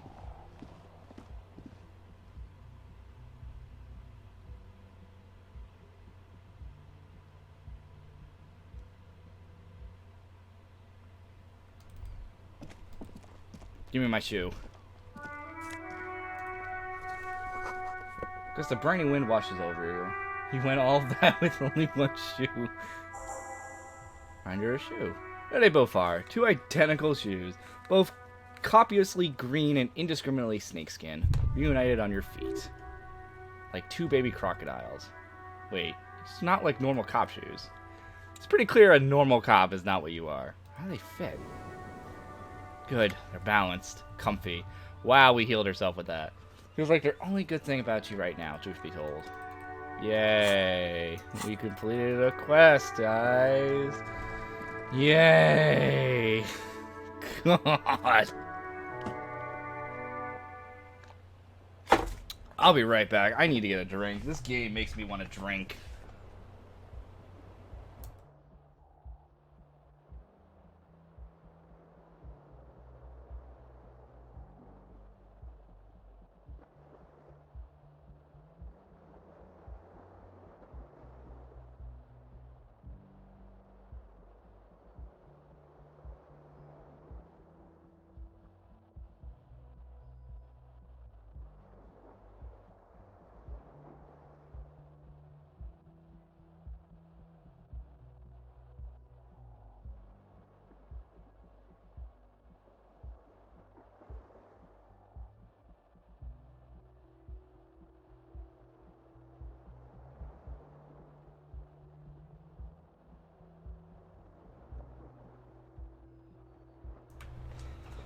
Alright, I have a drink. I have alcohol.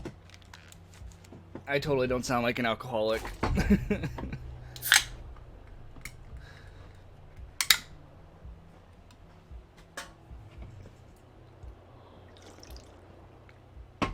Alright, let's get back to it. I am curious what the game wants me to interact with back in here. He doesn't look at your broken down bathroom door. He also tries not to look at the pile of tape viscera on the carpet, or the weird suitcase on the hat rack, or the rotted plant dying in the corner, but it's all too morbid to ignore. I did it. My way. I can see that. Jake stepped toward the door. Looks like he'd like to leave now. The atmosphere is oppressive. I'm assuming if I do this, it'll end the day. I have to go to sleep and have yellow acting every night after 21. Okay.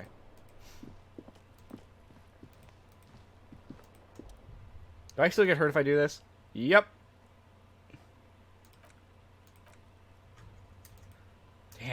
Really live like this?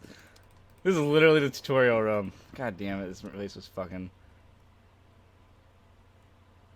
Alright, we're not gonna do that. Maybe later, when we have higher roles. I know I assumed she was a hooker, I think. Or escort, or whatever you want to call it. Prostitute. Ugh. Actually, can I give the check to this guy? He said this is supposed to help us. It's about that money I owe. Can I pay with this check? Show him the giant novelty check. You must be joking, right? You come here, trash everything, and now you want to pay with a novelty check. This isn't a game show. I'm not going to accept it. You owe me cold, hard money. I want to see that money in the palm of my hand. Every single cent. You can cash in a local frit near the harbor gate. Oh, might not be enough to cover it. How much do I owe you again? A lot. For the drinks and broken window, 7 real. Trash can our back yours? Mine? No, it belongs to Whirling in Rags. Thank you for clearing that up. Why do you keep the container locked? Why? To keep the hobos and drunks out, that's why. And the neighbors too. They put their trash there and they don't pay for the garbage company. I thought as much. And are you the only party with access to the trash container? Well, yes. Us and the garbage disposal company. It seems a little callous, doesn't it? Something stirs in you. I wonder what this feeling is. Prod at him and find out! What if I told you I am a hobo, or soon to be one, rummaging through that trash? Will you keep me out too?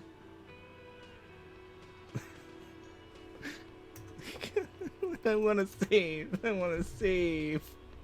I want to save because I want to save this so bad. Fuck it. Yes. Good call. So would I. Teach a man to fish. I'm not a fishing teacher. He spreads his hands. That's not why we keep our trash locked. Any place with a kitchen does. It's not political, I assure you. Everything is political.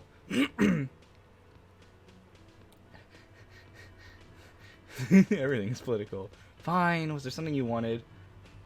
Doesn't it seem callous to you, guarding even your leftovers from the poor? Arrest this man again! Callous, what are you, Krasmazov?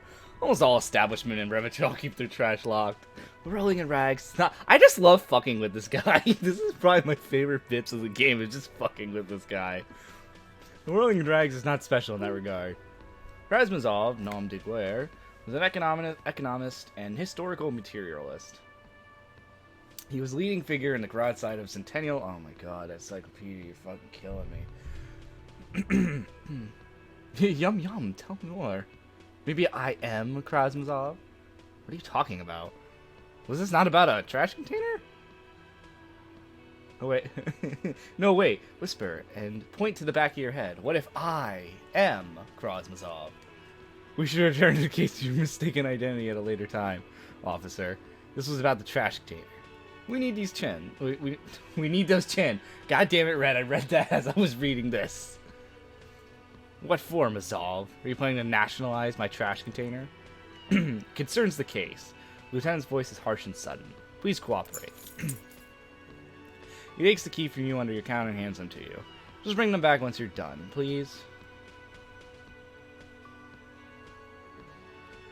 By the way, I'm going to sing karaoke here. Absolutely. Absolutely out of the question. Absolutely in the question. First, we need a sad banger. Then we can sing this place to shit. Your body is ready, sire. I mean, I've seen something here at the Whirling Gate. I think I can just talk about. Rolls his eye. What's this thing? I saw a sign and I saw it as a river from Union. Yes, not the whole damn Union, thank God. Just the nastiest and loudest faction. He tosses his head in disdain. They come here in evenings. Dumb, unruly types. Think they're big shit. But they're good customers. They place big orders and always pay on time. Gives you a meaningful nod. We should find out who this loud faction is occupying the booth. Loudness means talkative, and we need info. How do we find them? We don't. We have to wait. They'll show up sooner or later. He looks towards the booth. Men are hungry, even striking men. If not today, then they'll be here tomorrow. There are these things called days. You sleep between them. He's saying they'll come after you've slept. Just making clear you got that. So another thing at the whirling. Okay, goodbye. Oh my god, this game. We can go in the kitchen now, I think. This joke, but it's not. It's gonna be a Switch release for some point. Are you serious? Oh god. More money! We're almost to 70. Only got 6 followers. Why is alcohol and tomatoes in the air? What is in here? Is this the freezer? See a heavy steel door with a prominent dimple lock. It's painted blue. You immediately feel drawn to the color. Blue is for mystery. Try to push on the door. Door does not push. $60 is close to $70 if you round up. Touch the door. The cobalt blue surface feels rough to touch. Stainless steel door is flush with its frame on every side. It leads to a side building adjacent to this one. The old building next to this, half ruined. Whatever is behind it must be older. I wonder where this door leads. You do? The lieutenant regards you with patient skepticism. It's a door in the back of the kitchen. Why do you care where it leads? I'm drawn to its cobalt blue. It is quite pretty, I suppose. I suppose we could look into it as a side investigation. It's hardly a side investigation. You already have a name for it. God. No, the door is a mega investigation. I'm calling it Behind the Blue Door. The door of the main investigation will merge into a stereo investigation. No, Behind the Blue Door. It's hardly worth a title. He looks at the door, then you. Anyway, guard is the person to ask about this. The cafeteria manager. What about Mr. Chef here? Gorisi Kubek. A thin man is smoking below an exhaust hood, occasionally sipping from his mug.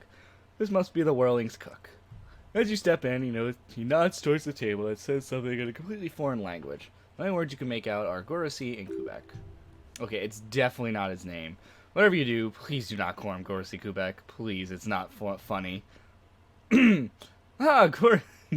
I have some questions to ask. The man puts his cup down and replies something. His left hand drawing arcs in the air. Oh my god. What's behind that door? He looks up to you and then looks away quickly, struggling and muttering something to himself. Shrugging is an international sign for no. I don't know what's behind that door. Point to large pot. The man says a couple of sentences in a strange language his and then seems to wait for you to speak. I'm pretty sure he asked you a question. He doesn't know your language. You can just say something cool in return. Mercury rising! Run your fingers through your hair. The man looks at you, then at Sue. His face lightens up. He picks up a bottle on the shelf. Borazg, need more vodka? Okay, so it's vodka that keeps the men happy and in good spirits. He nods. Clever move by the Union. Of course, vodka. What the fuck is happening again? That makes it a very, very special portion indeed.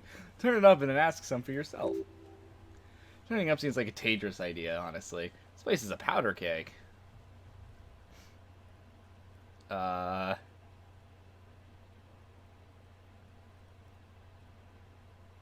Yes.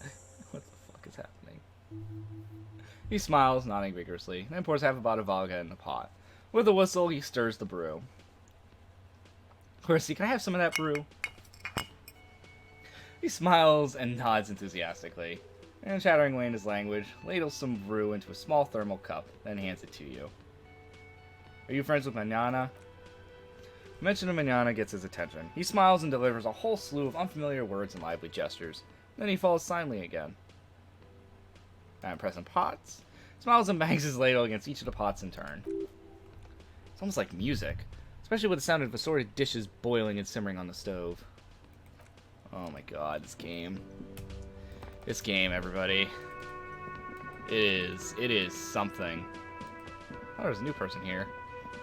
There's a couple new people here. That sugary black rum stand on the counter makes you teary-eyed with joy.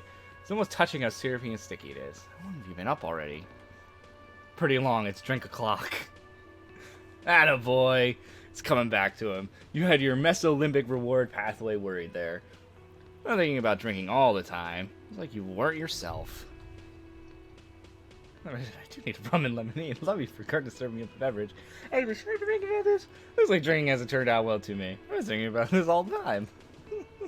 There he is, the old boy, the devil. You rascal, you. Let's celebrate now by licking the stain off the counter. Do it. It'll be wild. What the fuck is this? What the fuck? What is this game? Lick it. Calmly, Lieutenant looks out the window, then to you licking the tasty rim stain off the counter, and then out the window again. What are you doing? He asks without turning his eyes from the street outside. Investigating. I'm an alcoholic. I needed to get my hit. I'm sorry I turned on my own thoughts and now this happened. I'm investigating. We should move. You should definitely go for some more. The titillating scent of alcohol in your nostrils was beautiful. What the fuck?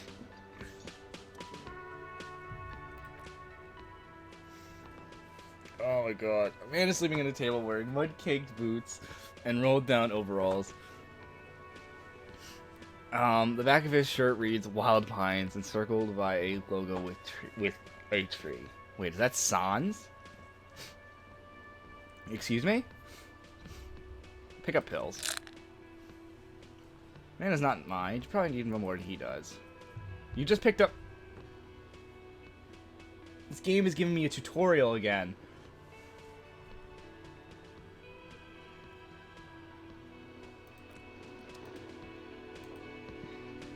Oh. It's all about money, you know. I can't even talk to him. How cruel. Whew.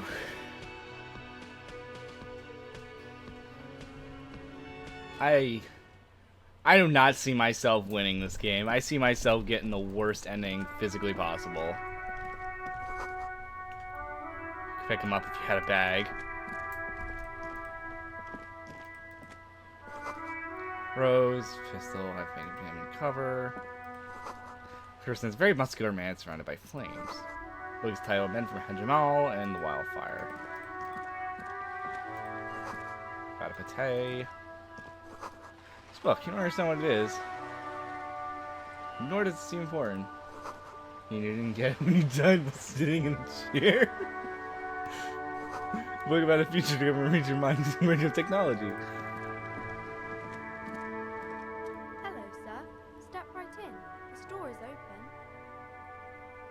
A young girl with chubby red cheeks waves at you, smiling. Her nose is also red from the cold.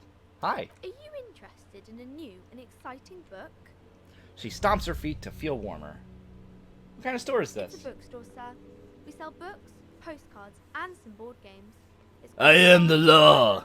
And biographies of famous people. I am the law. Don't think I don't know that one. Whoa. Whoa, whoa, whoa! Hold your horses, little girl. What is a book? What's a postcard? What's a board game? I have to pick this one. That is a book. They have stories inside them. It's like someone told you a story in a really long letter. What's a postcard? A postcard is a small cardboard picture. You can write a few words on the other side and send it to your friend or beloved. Okay, if I was this girl, I would seriously try my fucking hardest not to insult this person. What's a board game? Board games are like little games on a table, made to pass the time. There are several different ones, but say What is a man? Like cards. My pleasure. Anything else you'd like to know? Ask you some Okay, questions. sir. I'll try to answer any questions you have. I hope they're about books.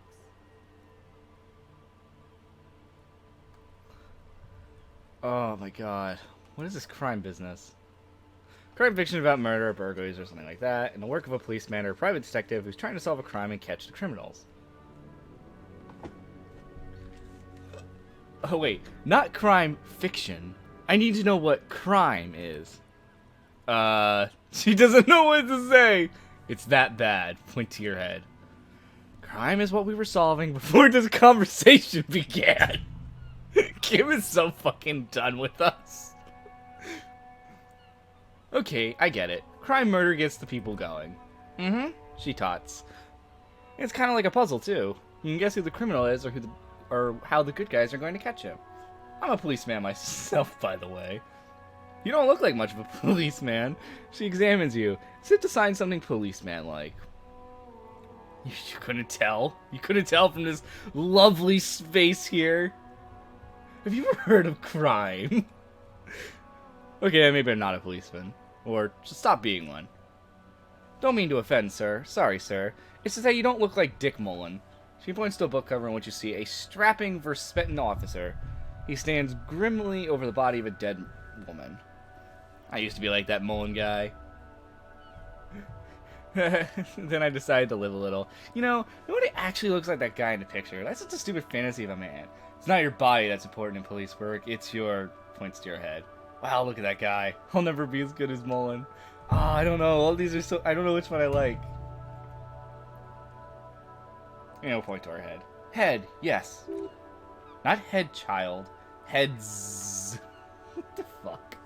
Flexibility. There are millions of different people out there, and you have to go into their heads. Sometimes you gotta be the killer to catch the killer. Isn't that very dangerous? She examines the picture of Dick Mullen. Policemen live and breathe danger, little girl. Mullen obviously lacks the chameleonic skill. Unlike you, sir. She smiles mischievously. He is just a fictional character. He's no match for you. Maybe you can show me some real police work, sir? The cover image of Dick Mullen seems to stare you with harsh digital brutal, like in the books. Who are these? What is romance? It's the type of book where there's a rich lady and she has to choose between the good man and the bad man. She smiles at the thought, perhaps imagining herself in that situation. Or there could be a story about a poor lady getting a rich man. It's about a man and a lady. It's about man and lady business, sir. What about the book where the man and lady doesn't work out at all? What about when everyone is poor? What about when both men are bad? What about a poor man getting a rich lady? Those are not very common. You can't have a choice between bad and bad. Nobody wants to read a story like that. Well, maybe then it's fine. Maybe the lady decides not to pick either. Because she doesn't need a bad man. Yes, that would be interesting. I haven't read any of those. Maybe you should ask Mom. Hey, I think she has one about an excruciatingly painful breakup. Oh god, this is once again running into where it's just like, why are we talking about this? It's about man and lady business. Wow, get with the times. Yeah, I noticed that comment. I just kind of ignored it. No, think about it. One where they plunge into a torrid spiral of pain and recrimination. Only it's really long and drawn out. Scarred for life. Phantom limb. No? I don't know. She looks at you with puzzlement. Doesn't ring a bell? Alright, ask your mom. Yes, she nods, relieved. She knows books, definitely. What was that? An idea for an unfinished novel stuck somewhere in your forebrain? What is your name? My name is Annette, sir. My mom, her name is... Wow, that's a name. Plaisance? She owns the store. She's inside, minding the register. Or organizing the stock. Girl gazes in the window and it suddenly jolts, her eyes wide. If you're recalling something, feel free to step in and browse our wares. And you're standing out here in the cold because... I'm signaling that the store's open. She nods eagerly. Otherwise people might not know. They'd miss out on the crime, romance, and biographies of famous people. I'm going to dive her for 30 of this freezer. Let me tell you about the Titanic and ice. That is a good point. Such a good trooper you are. Already learning how you have a hard work. Thank you, sir. I'm happy to help Mom out with the store. She smiles and stands up like a little soldier. Shouldn't you be at the school or something? I do my studies at home at the moment. I have to help Mom keep this place running. School is stupid. You're lucky to be here. What is school, anyway? School? She rubs her red, chilled nose. Well, mine is a big yellow building on Boogie Street. And the people there run it, they say it's charity. Isn't going to school more important than this? Mom says it's necessary to do both because it builds character. Mom says a proper worker is dutiful, and that's how you got ahead in life. You succeed. Mom says it's peachy. She was a little afraid at first. There was talk about this house being... She looks over her shoulder. Cursed. Behind her, the window is being boarded up. Has been boarded up. You sense the boards creaking, twitching for a second, and some kind of doubt in her tense shoulders. Cursed? In what way? Cursed in a way that makes them say that no business has ever thrived here, sir. That they all go... She looks for the right word. Bankrupt? Exactly. I would have said ass-upped, but I didn't feel like saying it. Oh, God, though. I don't think curses are real. Sounds really serious. I should probably look into this. We can go into the books or ask about the case, but I don't see much more to look into here. Lieutenant makes a note of his notebook. Yes, she chirps. Please do look at our wares inside. Postcards and board games you asked are also here, sir. We don't know what the other failed business is. How does this curse manifest itself? It does not manifest itself in any way. It does not exist. I liked it better when we were asking about Dick Mullen. But Kim, the plasmic manifestations. No such thing. Lieutenant stands at your side, stern and serious. The girl looks back and forth between you two. Anything else you want to talk about, sir? What do you know about the other failed businesses? Nothing really. Mom doesn't allow me to sneak back in the back rooms or the cellar. She looks a bit disappointed. I don't really know what's there. Stroke your chin. Enough about the curse. For now. Oh my goodness. Okay. Oh my lord, this game.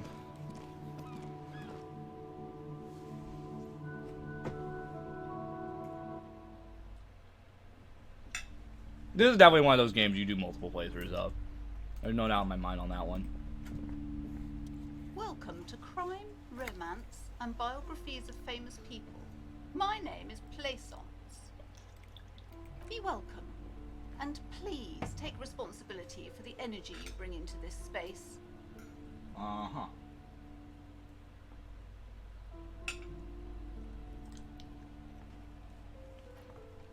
Okay. Before we go on, you seem to be well off enough. You give me money? I feel like there won't be an opportune moment to ask later. Okay, no. I am the proudest owner of our little shop of culture. Oh my goodness. We are honestly I honestly think this is one of the most pathetic. This is like one of the most pathetic main characters I think I've ever played. Oh my goodness. Like, we ask everybody for money. Everybody insults us and calls us a loser. We have no idea what the fuck is going on. Oh god. This is something you play a second time just to understand what the fuck happened after you're done. The girl outside mentioned this place is cursed? Cursed? Who said that? Annette? She blinks. I will have a word with her. This place is not cursed. It has a robustly magnetic energy. Good thing for commercial activity. My business is thriving, sir. This totally feels like I'm talking to a Karen right now. I honestly think this is a Karen. What in God's name is she talking about? Your daughter's the one standing outside the store, right? Annette? Yes, my daughter. I hope she wasn't slacking off again with her nose in science fiction. Tell me, was she at her post, doing her job like a proper girl? Yes, of course. Wonderful. Did you talk with her? Yeah. Great. On a scale of 1... Oh my god. On a scale of 1 to 10... She's really asking us to judge her fucking daughter. Scale of 1 to 10, how compelled were you to buy books after talking with her? Let's be nice. She was nice. The little girl was nice to us. 10, she was certainly very polite and helpful. My precious. Her dedication brings joy to my heart. She's immensely satisfied with the answer. If you have children, I hope they turn out as great as my Annette. I'm here to dismantle the free market and abolish child labor. Let's say that. She rolls her eyes. You must be kidding. There's nothing like that happening. Depends. How much do you pay the kid? Good sir, what does a young child do with money, anyway? No, I save it for her, as a fund. She's securing her financial future out here. Such criminal behavior would not happen in a more developed country. And some more developed countries, this is the sort of thing as 2 felonies. Child labor and slavery. Those countries will realize they've raised a lazy and spoiled generation. Her tone is decisive, not at all angry at this insinuation. Are we done with the jokes now? Yes, we've had quite enough fun here. Lieutenant taps his foot. Mind your own business, sir. Our posture becomes very rigid. In our society, people don't get to tell each other how to raise their children. It's none of yours or anyone's business. Denial is the way she copes with criticism. Definitely a Karen. What if I want to buy a book? Then why are you talking to me? Everything is on the shelves to browse. Don't you feel compelled to buy anything? She fiddles with her pendant, then waves her bony fingers directly at you. See those shelves there? Go. Be drawn. Wow, you are a terrible saleswoman. What type of books do you have? Everything is on the shelves. Take a look yourself. She nudges her glasses. The shelves compel you, don't they? Okay, we didn't get to talk to her at all. What's back here? See a set of tattered curtains. This Burger King isn't on fire. Where's my refunds? Oh my lord. I know exactly what video that's referring to, and that was fucking awful. See a set of tattered curtains blocking the way to another room. A strange cage-like trinket dangles from the curtains. Excuse me, officer. The back room is strictly for employees only. Shopkeeper behind the curtain. Just pull up the curtains. Just as you're about to pull open the curtains, petrified voice of shopkeeper cries out once more. Sir, don't touch that. I told you it's off limits for customers. Her hand is closed around her pendant, her fingers nervously playing with the talisman. Parapsychologically speaking, we're done if you decide to open them. I won't be held responsible for the consequences. It's too dangerous.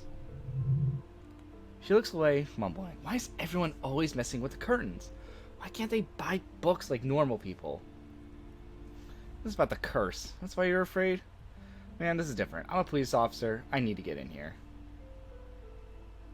This place is calling for me. I must investigate beyond the threshold. You do? She grabs her pendant again, visibly shaken. My god, even more reasons to not mess with the curtains. Just step away, dear. This is about the curse? That's why you're afraid? No, it's just a storeroom for employees. I told you. Now please step away from the curtains. She's almost begging you. Ma'am, this is different. I'm a police officer. I need to get in there. Why? It's not like anyone is killed there. She stops abruptly and her hand flies over her mouth, baffled by her own bluntness. Alright, what are we doing? Are we opening it? I want to wait for a vote. What are we doing here?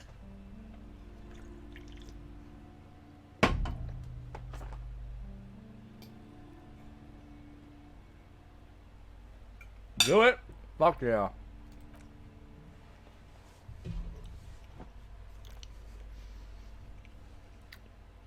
No, she raises her hand to try and stop you. Please talk to me, officer. Come here and let's talk this through before you do anything extreme. Talking is always good. Go see what she has to say.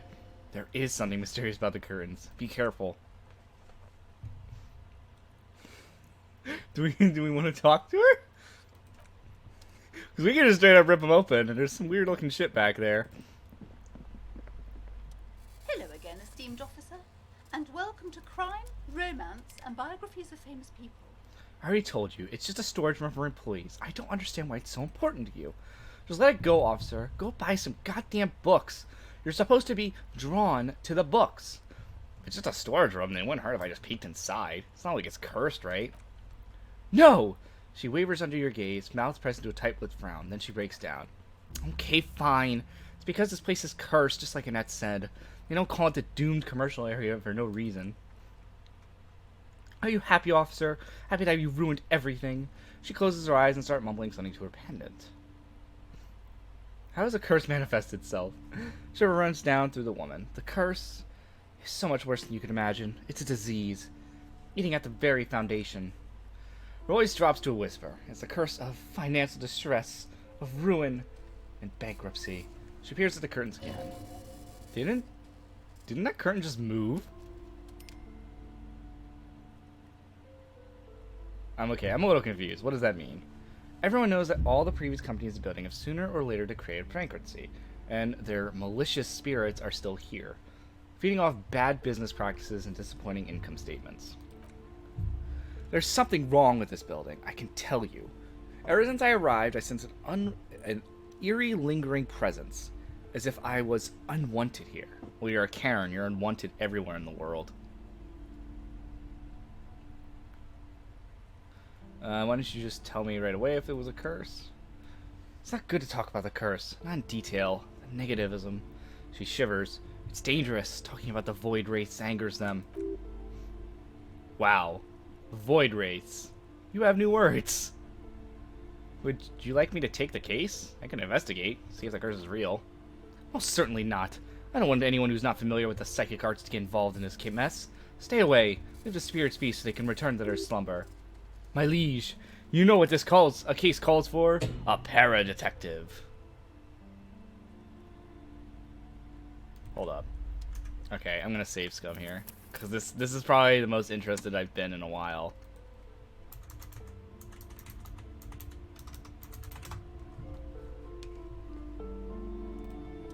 Hello again, esteemed officer.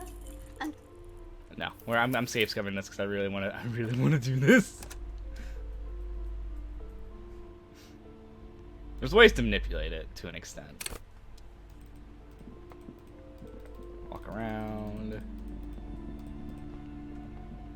I managed to do it before. I can do it again. hello again, esteemed officer. And welcome Wow, I did even worse.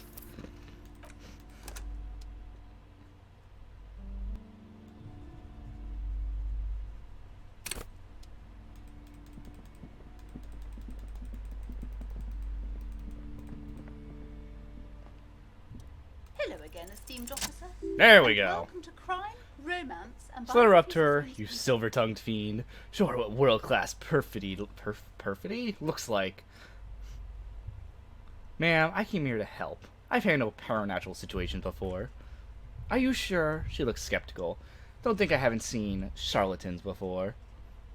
I returned from the void, a para-detective from a long line of para-detectives. The sleeper beyond calls out. I want to do this one. You're no para-detective. You look nothing like one. You're clearly a drinker. Pardon me for being so blunt, but you look like one. The lieutenant keeps his usual stony calm. He silently picks out his notebook. Go ahead, then. Rock her world, he thinks. I'll compose some notes.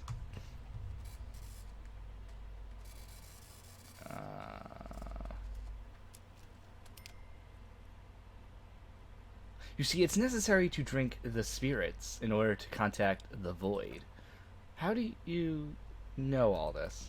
Here we go. I am the Void Revenant. I have the powers to debat all the bad energies. I should have realized. A pattern lies within the fabric. A hand of fate guides us. Our meeting could not have been a mere couldn't it not have been a mere chance. Perhaps you truly are the one to deliver this moment from doom. But I am not the only one at risk. I have to think of my daughter. You are certain you can help us, keep us safe? I can't allow any collateral damage to hit us. No problem whatsoever. Your family is safe. The Phantoms are no match for me. Just ask my partner Kim. He'll vouch for me. The lieutenant has not been listening closely enough. Oh. Duh! He mumbled in minor confusion. You put him on the spot! I can assure you he is a police officer. Very knowledgeable. She shuffles nervously. If you promise, good officer, then... She pauses. You might be our last hope. Do you swear it? Hand on your heart, I honor. Actually, I'm not feeling the vibe anymore. It's like his voice has left me. On my honor. Thank you, sir. Timid sigh of relief followed by a cautious smile. There's one more thing I haven't told you about yet. The entity. You're not surprised. You know of these things, sire. What the fuck?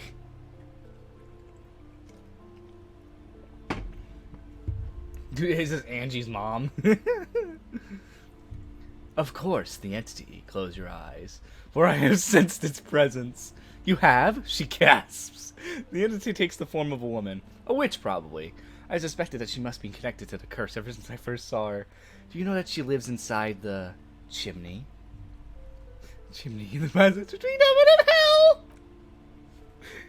Yes, the chimney is part of the building's central furnace, and it's enormous. She has barricaded herself behind some metal security curtains. God knows what she's doing there. Some unnatural magic, I assume. She shivers. You should go find the entity and ask what happens to all the companies in the building. What is the source of the curse? Here's the key to the warded door behind the curtains. Take it. Oh, and please, do return to me after you look around. I'm quite anxious to know what she has to say about the cursed. What you discover in there. Unbelievable darkness and ruin. What you discover? Probably just some office space. Don't be scared. Oh my god. This is some weird RP, honestly. Pull the curtains open. You see a dimly lit room full of dusty furniture and trash. The doorway stands in the back, covered in dozens of scared little cage-like trinkets. Your shadow looming over it like an omen. A small, terrified "Oh!" escapes from Plaisance as she tries her best to look away, her round face buried in her hands. This is it. Ghostly silhouettes of hair dryers. Vaguely androgynous portrait of a man. Are those charms? Yeah, I'm not that stupid. Unlock the door with the key. After exerting some force, you... Okay, actually, I probably should have read this. A heavy door with the missing handle stands before you, covered in dozens, if not hundreds, of little oddly shaped trinkets and charms. It appears to be locked. After exerting some force, you manage to turn the key. It's eerily silent. The door slightly opens, letting a draft of cold air into the room. Kim? Maybe you should go first. Open the door and enter. Detective, you're the one in charge. The lieutenant motions towards the door. Ah, we tried.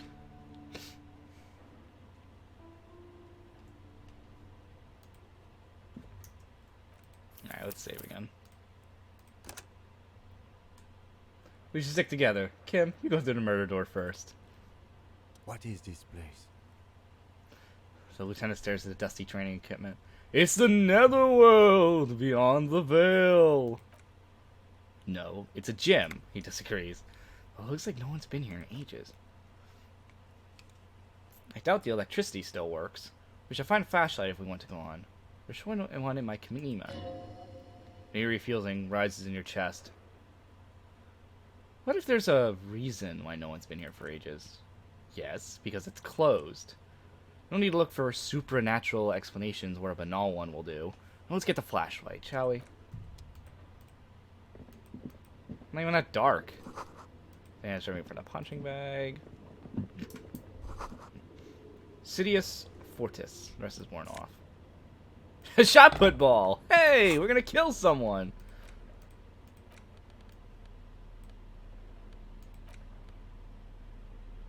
Alcohol Glurcy's brew. Fuck yeah.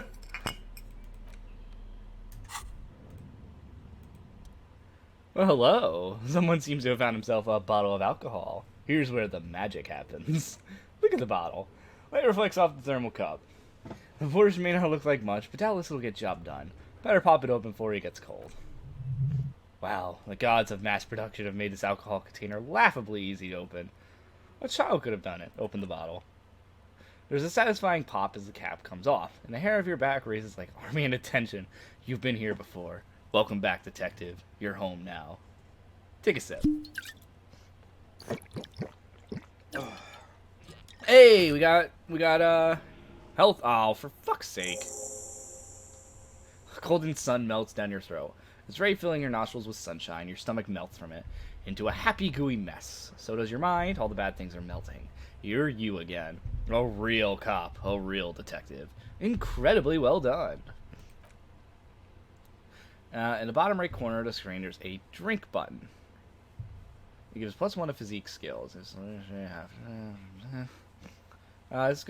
is good before rolling a white check. That damages your morale. And remember, from the void we came, and to the void we must return. Oh, please tell me we're going to try to lift it. A barbell lies on the floor. The colors wear off its weight plates. It's 60 kilograms.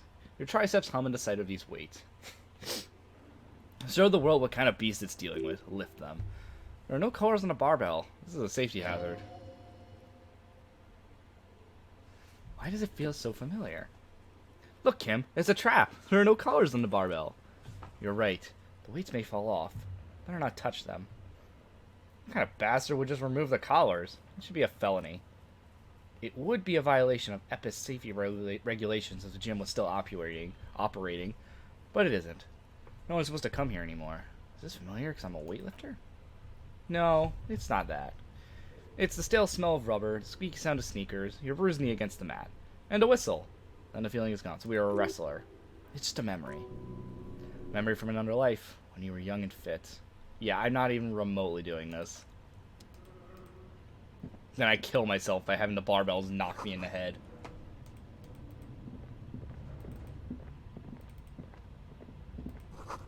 Always blocked by old window panes and debris. It's dark. Lieutenant states the obvious. So it'd be a lot easier with a flashlight.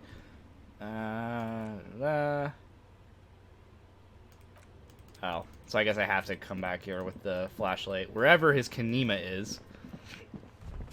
I still have zero idea where that is.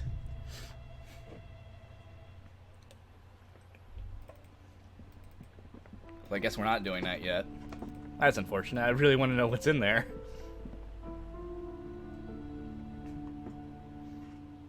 Now I want to find out where our Kanema is.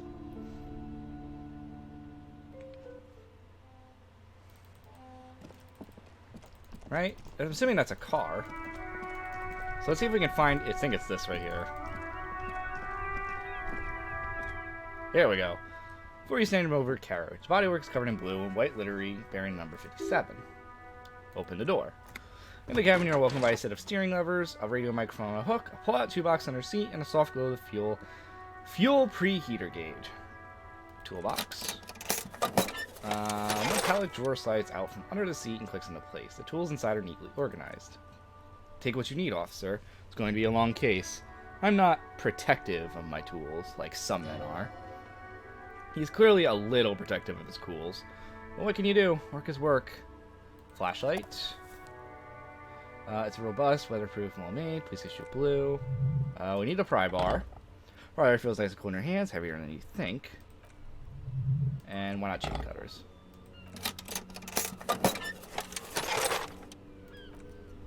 Tap on the gauge to indicate your pen serves at start. It's in a large orange section indicating it is warm. This gauge switch labels heat. There's no use pressing the heat button. He says in Jingle's key. Won't start without the ignition key. Translation, we're not going anywhere right now. Alternative translation, don't even think you can drive my NC. I'm trying to concern someone. How's the gun, by the way? Take the radio. Blah, blah, blah. I can't. I'm like getting tired reading literally everything.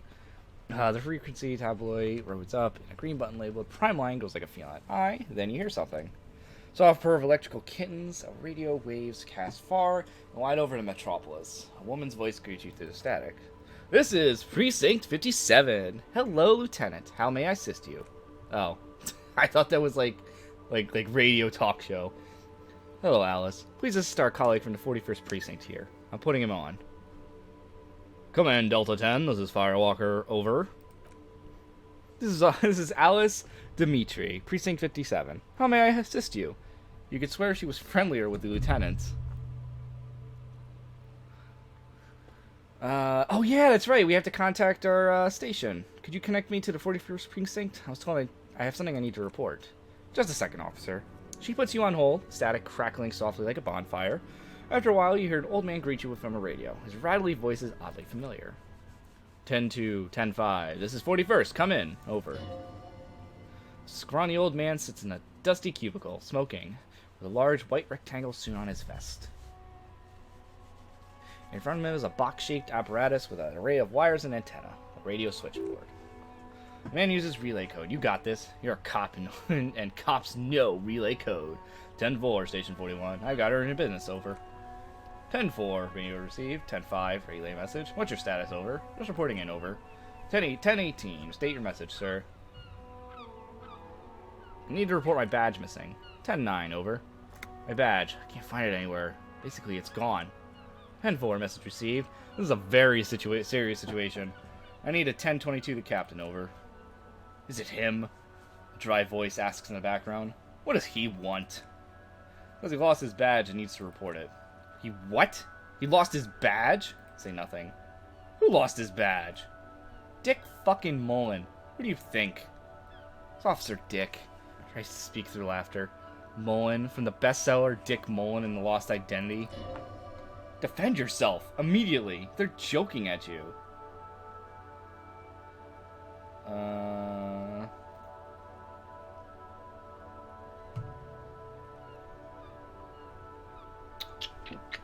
Haha, officers loves badge. Haha, like I'm the first cop to ever misplace his badge. Probably am.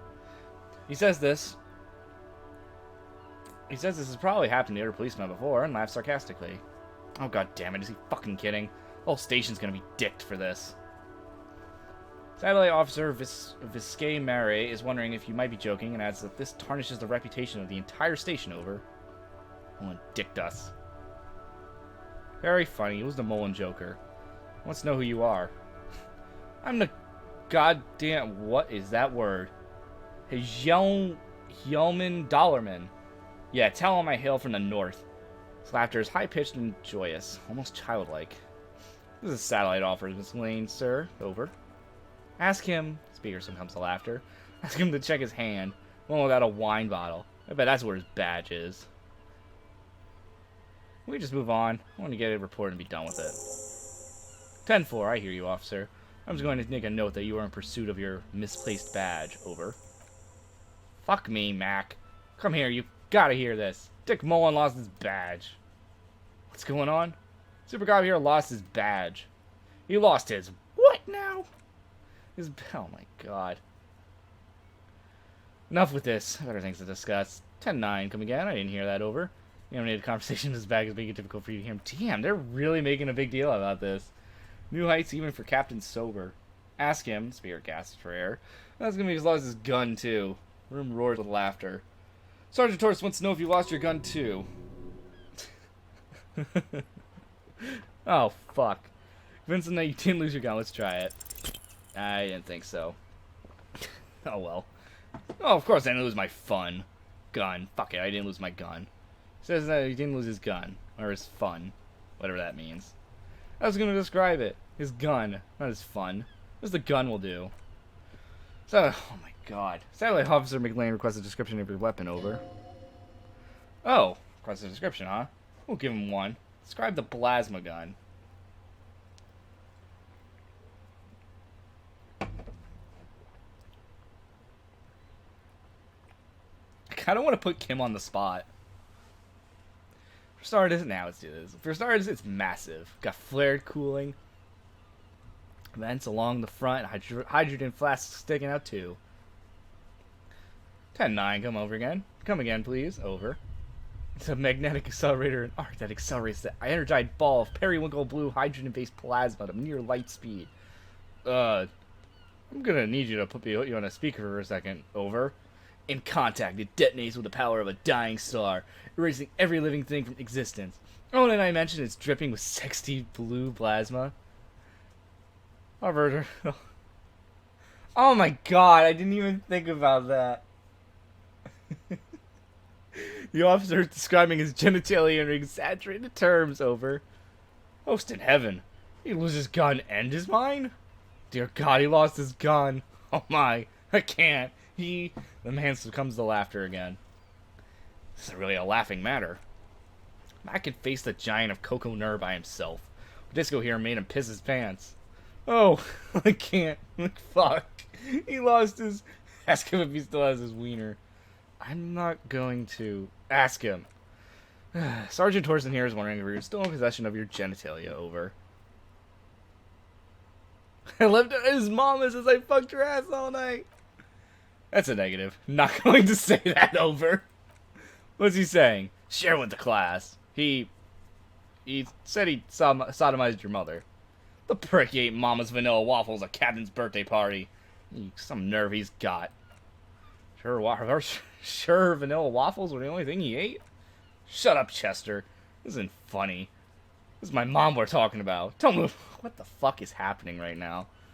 Sergeant Tolson requests that you apologize over the claims. Oh my god, this is so stupid. This literally feels like you're in the middle of like elementary school, and there's one kid who's in the middle of all of it, and one kid's like, "Hey, tell Billy that I don't want to talk to him anymore." Billy, he says he doesn't want to talk. So tell him that I don't care what he thinks. Oh my god. Hey, if you don't like the Fallout, maybe don't fuck with the Firewalker. Mackie says maybe you shouldn't have antagonized the Firewalker in the first place. Who? This requires voice is overwhelming. Satellite offer Visk. Firewalker. I'm afraid he might be referring to himself as Firewater, sir. Firewater? He's lost it. Fuck it. Tell him to find his goddamn badge and gun. That's the only thing that matters. Satellite officer. No, I think I'm good. I think I'm good without my gun, thanks. I'm going to report that you were in pursuit of your service weapon. Over. Pursuit of his man is fighting back tears. Do you need further assistance? Over.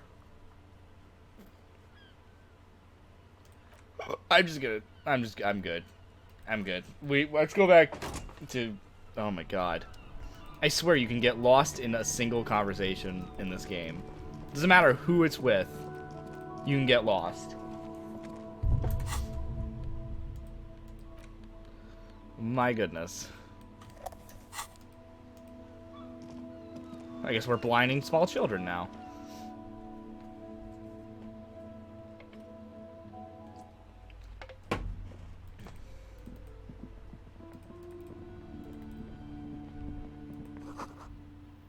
So me look at that unmanly haircut threatens your masculinity. Oh god. This still leaks better than the dude in the junkyard, but yeah, that was a lot to take in.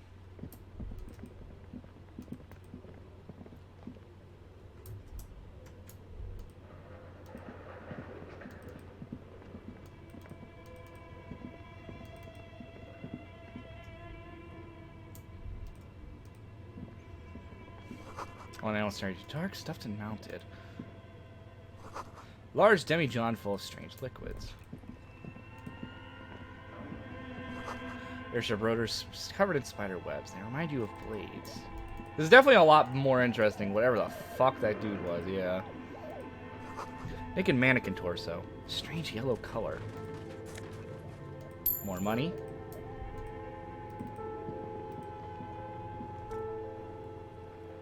What the shit is that?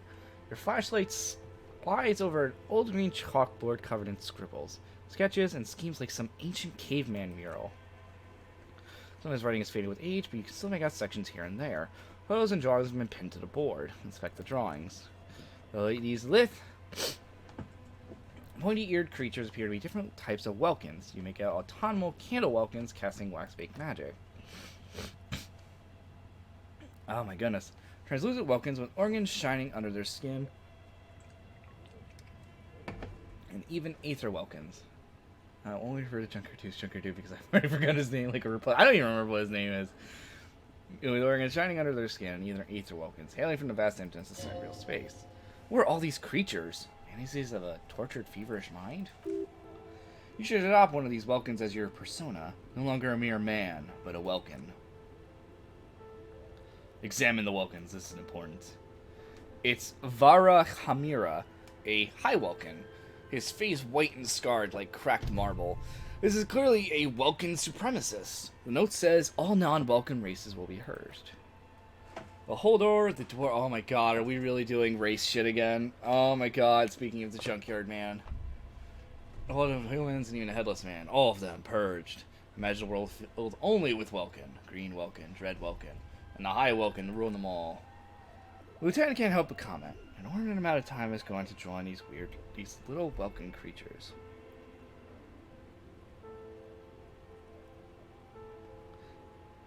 One of them is a Welkin supremacist.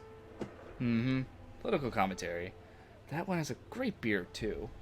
Kim nods at the Welkin's facial hair. Who are these creatures? Who drew them? Are they real? I have so many questions. It looks like concept art for a project. It's not really real. Why would anyone spend so much time on this? Some people really like building a world, I think. Even if it's just for a game. Okay, I can understand that. Photos. The photo collage depicts barren, icy landscapes wrapped in perpetual night. You see the permafrost and glacial landforms, dead tree roaming under the snow. The entire oceans have been frozen from shore to shore. There are pictures of settlement on dried up riverbeds. Abandoned in a storm, animal corpses in the river, carcasses and bones. You see primitive oil rigs built into glaciers by Boreal Dwerg. Oh my god. Years under the snow, great mammoth-like beasts of burden. Albeit dark and cold, the vision also feels cozy in its own way, like eggnog or morphine, a much-needed respite from our own world. This movie counted for near 50. Cryptic words like sprint, daily minima, and GPI span the marker-drawn grid, grand scheme of production and money. Minima stands for mini meaning. It's part of a bigger framework for managing work called Run. Station 41 tried to implant a few years ago, but failed. Keep reading what happened. As time goes on, the numbers on the box keep grow rarer and rarer. The boy becomes an empty snowfield in the final days. Only failure and regret dwelling in this region. The lieutenant looks at the frigid ice field of nothingness and concludes, looks like they didn't make it. A note in the bottom left corner of Chalkboard C. Sees the prod, schedule phone for details. The handwriting is only partially legible, but you can still make out 3 slogans. Call in, tune out. Real untethered. And heat death of the universe. Oh, lovely. Outside, a cold wind wraps the building in its bosom. Snow fixing a cold. And a woman passes what a look was called the Doom commercial area. She tries not hard to look at a bookstore. Windows, it's unwise. I have no idea what any of that meant. But as usual, I am completely butt-fucking confused. Appears to be some kind of machine with a cubed heart and a wired framework. The keyboard has a rectangular on-off button. Newspaper still hangs from the printer. A radio computer, says the lieutenant. Watching you circle around the machine. Just sitting here without anyone in sight. You sound surprised and a bit cautious. Do you think I should turn it on? We have one of these down at the station. I never really learned how to utilize it. Turn on the machine. Oh my goodness. The machine lights up like some prehistoric animal starting from its slumber, revealing fluorescent play and print keys on the keyboard. The hatch of the machine's central compartment is wide open. Look inside the compartment. It's empty, like a beehive without its brood. Some cable's been left tangling, disconnected. Press play, nothing happens. Press print, press play again. Alright.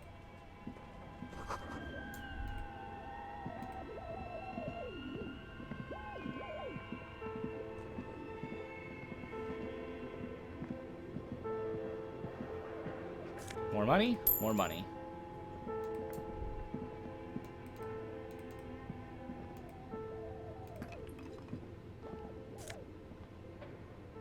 Production schedule, filament memory.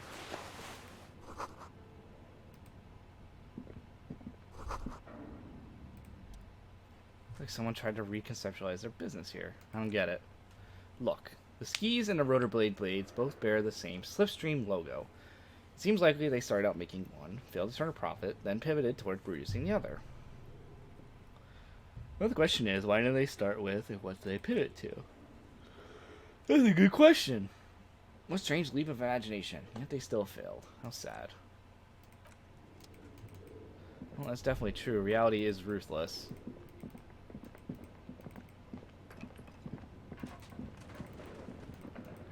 So I think what we got was this, right? Insert production schedule. Play. A bar of fabric. Don't remind me of reality. A bar of fabric right above the keyboard starts producing a soft hum. The sound of static seeps through the machine's planar magnetic driver. Have you stirred the ghosts of the doomed commercial area from its rest? Could this be the dismembered heart beginning to flutter? The sound gets louder until slowly filling up the abandoned hall, until a voice speaks out, crackling and old, cutting into the air.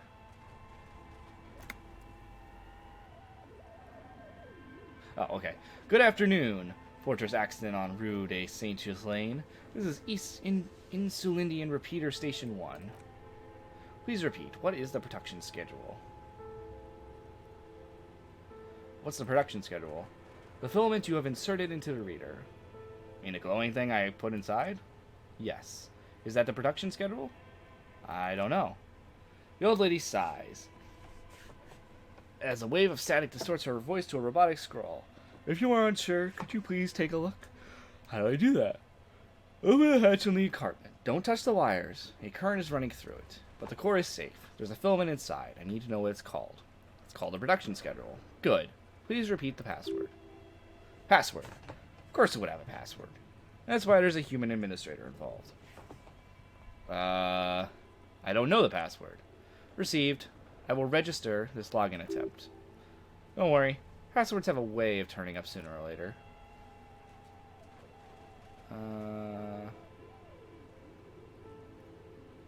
Why'd you call me a Fortress Accident?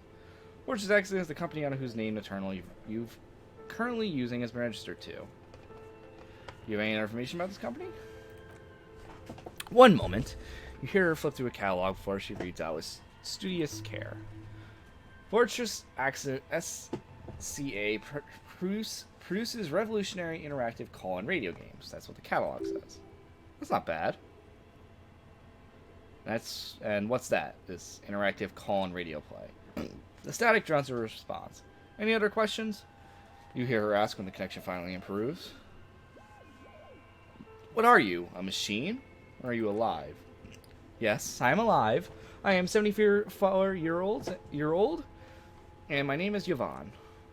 Lieutenant whispers into your ear. She repeats passwords. Programming people are all paranoid. I can agree with that to an extent. Yvonne, my partner tells me that you're here because radio computer people are all paranoid. They're merely cautious, says the old lady. It's my job to protect their filaments as password repeater at the East Insulindian station. Okay, but where are you? How did you know where I am? I work as a repeater East. It's my job to know where you are. Fortress Accident. As for me, well, substatic. And I'm sitting in my cubicle surrounded by a wall of radios.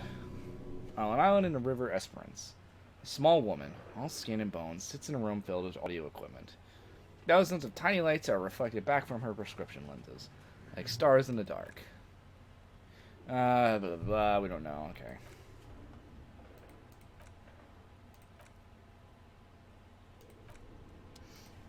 Oh my goodness.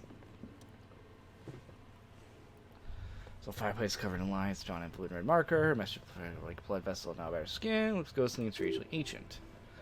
The whole thing resembles Kedron mosaic tiles. Very basantic. History class. Students with their textbooks open, saying the roots of our civilization. Those aquarelle blue tiles looked beautiful in the sun. What am I looking? Oh, didn't mean to do that. What am I looking at? Radio frequencies, it seems. UKV 1236. Something knows. You can tell I'm getting a little tired from consistently reading. I'm like running out of like energy right now just because how much has had to been read here. I'm honestly getting a little tired. I might actually cut this stream short just because I don't know. I'm not really I don't understand why the game was so fun at first and now it's starting to become a little tiresome, if I'm going to be honest. Like there are moments when it makes me laugh or it gets me interested. And then we just have really weird moments like the goddamn scrapyard or junkyard guy or whatever, and it's just like and then you just want to fall asleep like I kind of want to do right now. Oh my goodness.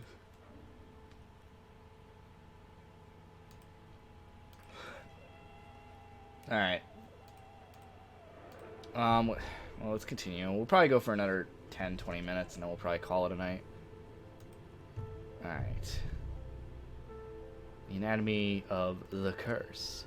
Perhaps this web is comprised of radio stations, all lead back to one red heart, titled the Game Master Frequency. The note says, this one can listen in on any station at once? Wait, who's the Game Master? Someone very important. The leader of a massive on-air game built by these people. Conductor for the hundreds of story threads that pass through the Game Master's frequency. If it's a game, then who's playing? Whoever decides to call into a call-in station, it looks like. There's no way a little basement studio working here could pull off anything like this. My god. Lieutenant leans closer, his fingers tracking the maddening rhizome. It's as if the less money they had, the more ambitious their project became. Why do you say that? The schedule. He nods at the calendar on the chalkboard, wiping his marker-stained fingers clean. I know doom when I see it. The company was running out of funding. What else?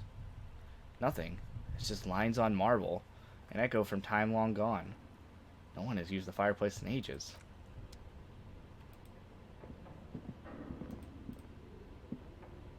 Okay. What do you think is going on with that computer, chalkboard, and fireplace? Someone tried to exercise the curse using technology. No, that's not it. I think. The lieutenant takes a step back, sleeping his hands. Looks like one of those popular pen and paper role-playing games. And these people are trying to automate it. Make it work on radio computers. Utter madness, he thinks, as a compliment. What do you think happened in the company? No idea. They stopped filing out the schedule on the chalkboard. Has anyone ever done this before? Not to my knowledge. They make automated games in Grad Messina, Königstein, you know, the places with the industry. Not in Revachol West, among the ruins. But I don't think anyone has attempted to create an intersolary game before. We just don't have that technology.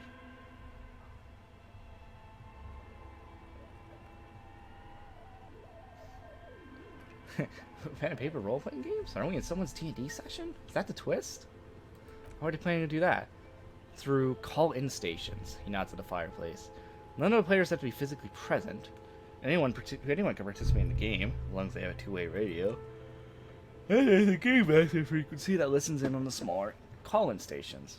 I think this is supposed to coordinate the stories, functioning as a master of ceremonies of the sort. His fascination is swept aside other concerns for the moment. He's a little hooked. And this was a role-playing game? Indeed. Those Welkins are a dead giveaway. Points to the chalkboard. Role-playing people love that stuff. The world looks like a modified version of the Warall board game, with heat death thrown in. Super cool someone should give them millions of real immediately. This game is too good to be left unfinished. Indeed, it's ambitious and untethered from reality, but the lieutenant tilts his head thinking, the curse got them. I see no other explanation. Yes, the doom of bad business practices. Kim looks around in a derelict room. The pipes howl and Rat crosses the room. Okay, he concludes. Let's keep moving. I'm not letting go of the fact that this is a curse, by the way. So we're across the notebook. Developers in the most advanced RPG in the universe.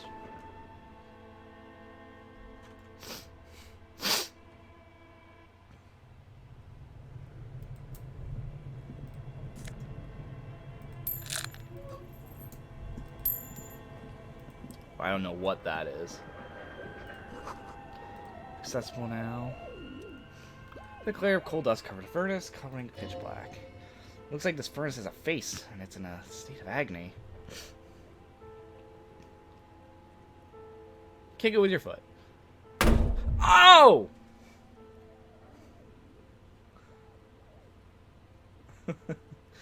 Look inside the furnace. It's dark and grimy here. In the darkness, you can hear the chatter.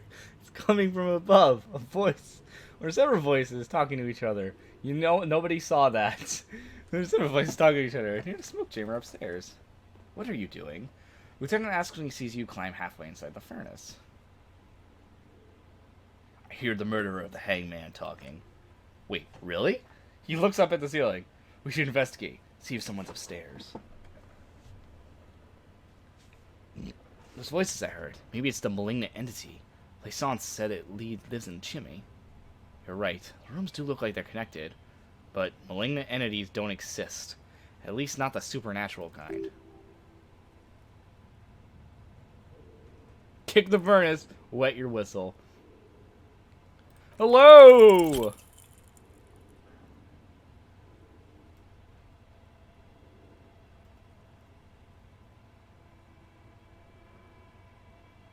I had a really good chance, and I still failed. Was there an auto for coming in here?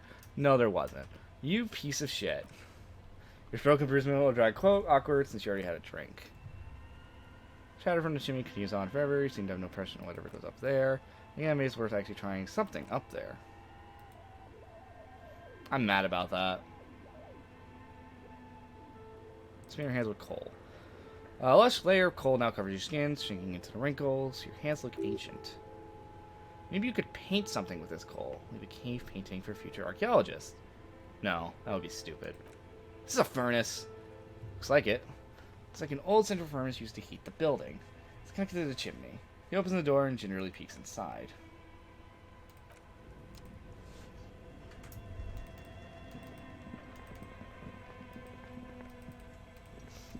What the shit is this? You're seeing a terrifying ice bear with strange compartment in its belly. The door is covered in frost and the bear's eyes are glowing red. The bear looks oddly realistic. Is it taxidermy?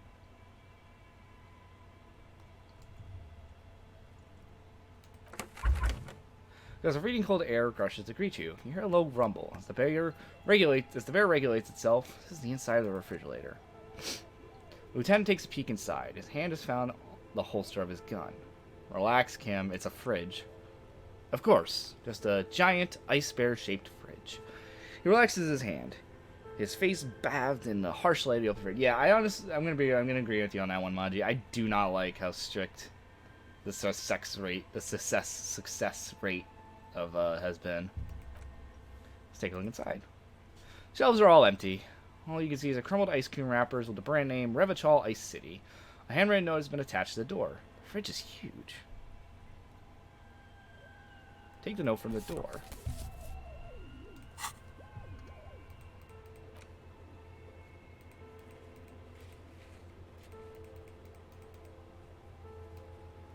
What is this?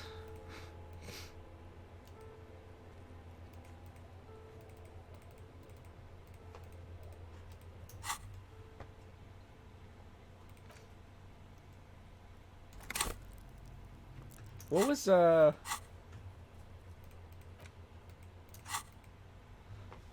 don't know what I just grabbed.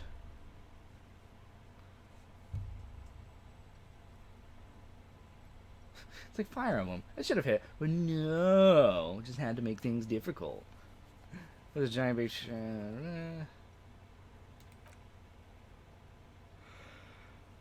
oh god. There's a giant bear-shaped fridge doing in an abandoned cellar in the first place. Question. Looks like an ice cream fridge. Lieutenant reaches for one of the wrappers. He stays in the light. So he tried to sell ice cream from this hyper carnivore? I know, says the lieutenant. What an unfortunate marketing choice. What's even worse, bear is still costing them money to this day. The lieutenant points at the red snaky cable running from the fridge.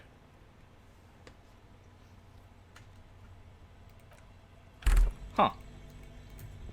That might be partially why it's doing so poorly.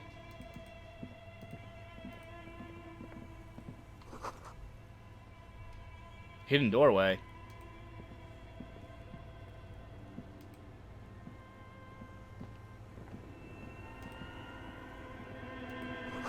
Two rusty rifles and piping, they look inoperable.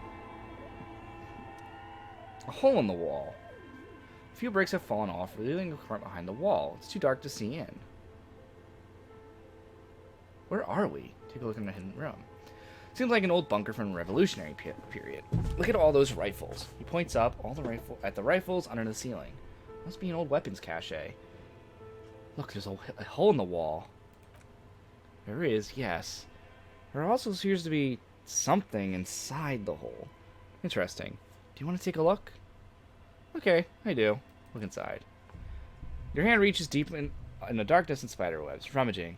Around, you find rusty rifles hidden away. Rifles, Kim! Lieutenant steps closer, curious.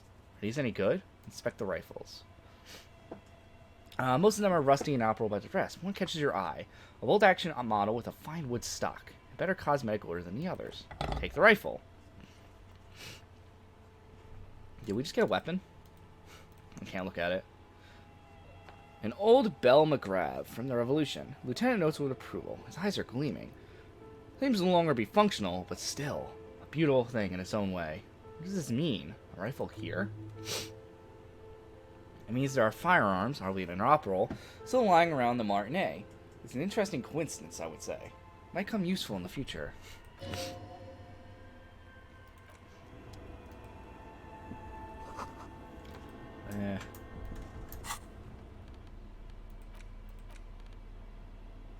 Ah.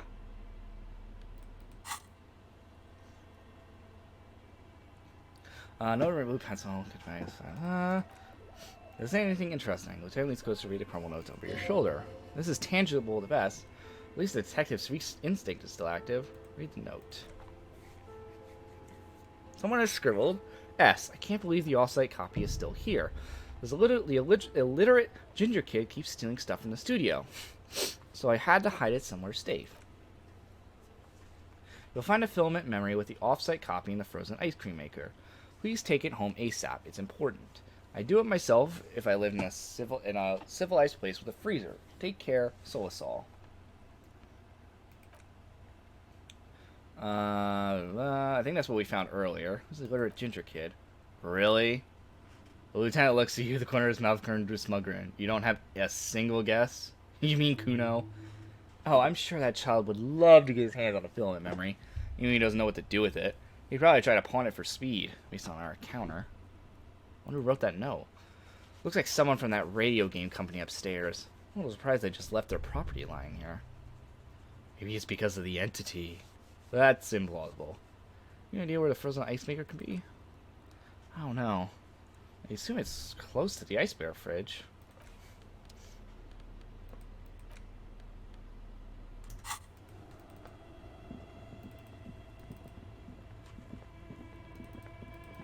Did we maybe miss it?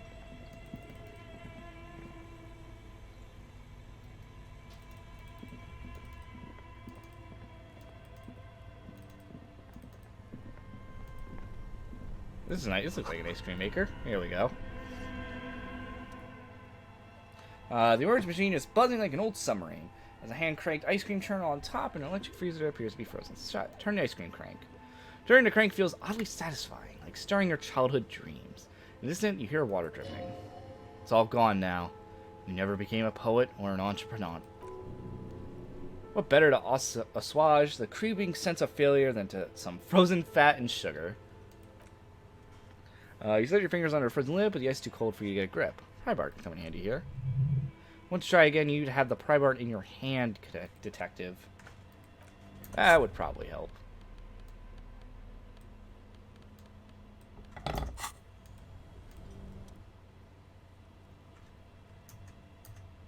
Wow.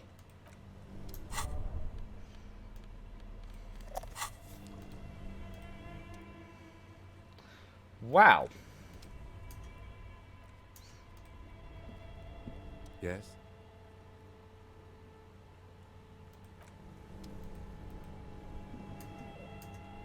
I guess I'm going to try this.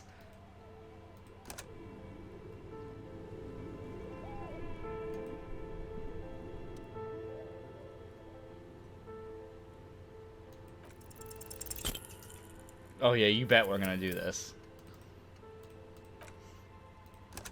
You bet we're gonna do this. Like our programming says, no shame, we'll just eat the first edible thing he sees, no questions asked. So what do I have to do? Oh my god. I think this is literally impossible. I think we have to get double sixes in order to win. And there you go. I'll take it. I don't care. The ace speaks beneath your pry bar. You could swear you succeeded, but the lid simply won't budge. What is this?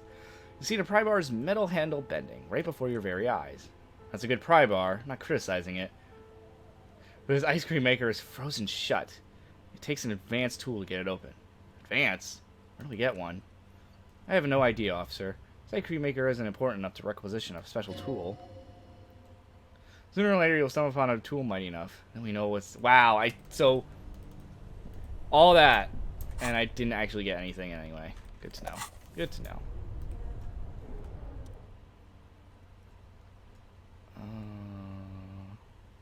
Giant red cable.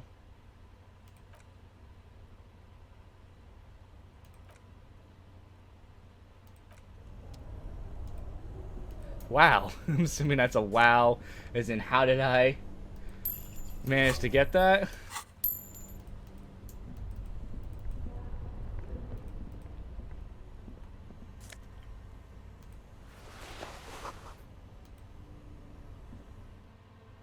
Because after all that, you get japed. I mean, at least we didn't lose the pry bar.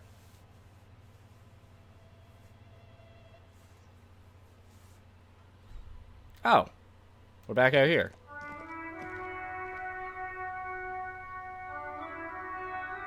Okay, I'm just the shining light in your face annoy you? Alright, I think I'm gonna call it here. Just because, this was a game. I'm not really sure how I feel towards it.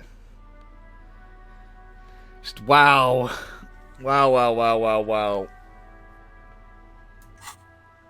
It's like I understand some parts can get confusing, but my God. Honestly. I don't want to think. And I think I'm going to call it here, though, for tonight. Feel free to let me know, either on Twitter, YouTube, or right now, if you don't want me to continue this. I'll continue it otherwise. But, just wow. Yeah, exactly. That happened.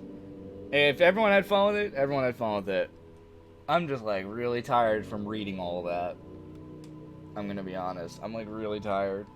I don't know why of all the things that would put me to sleep, it would be that. But, yeah.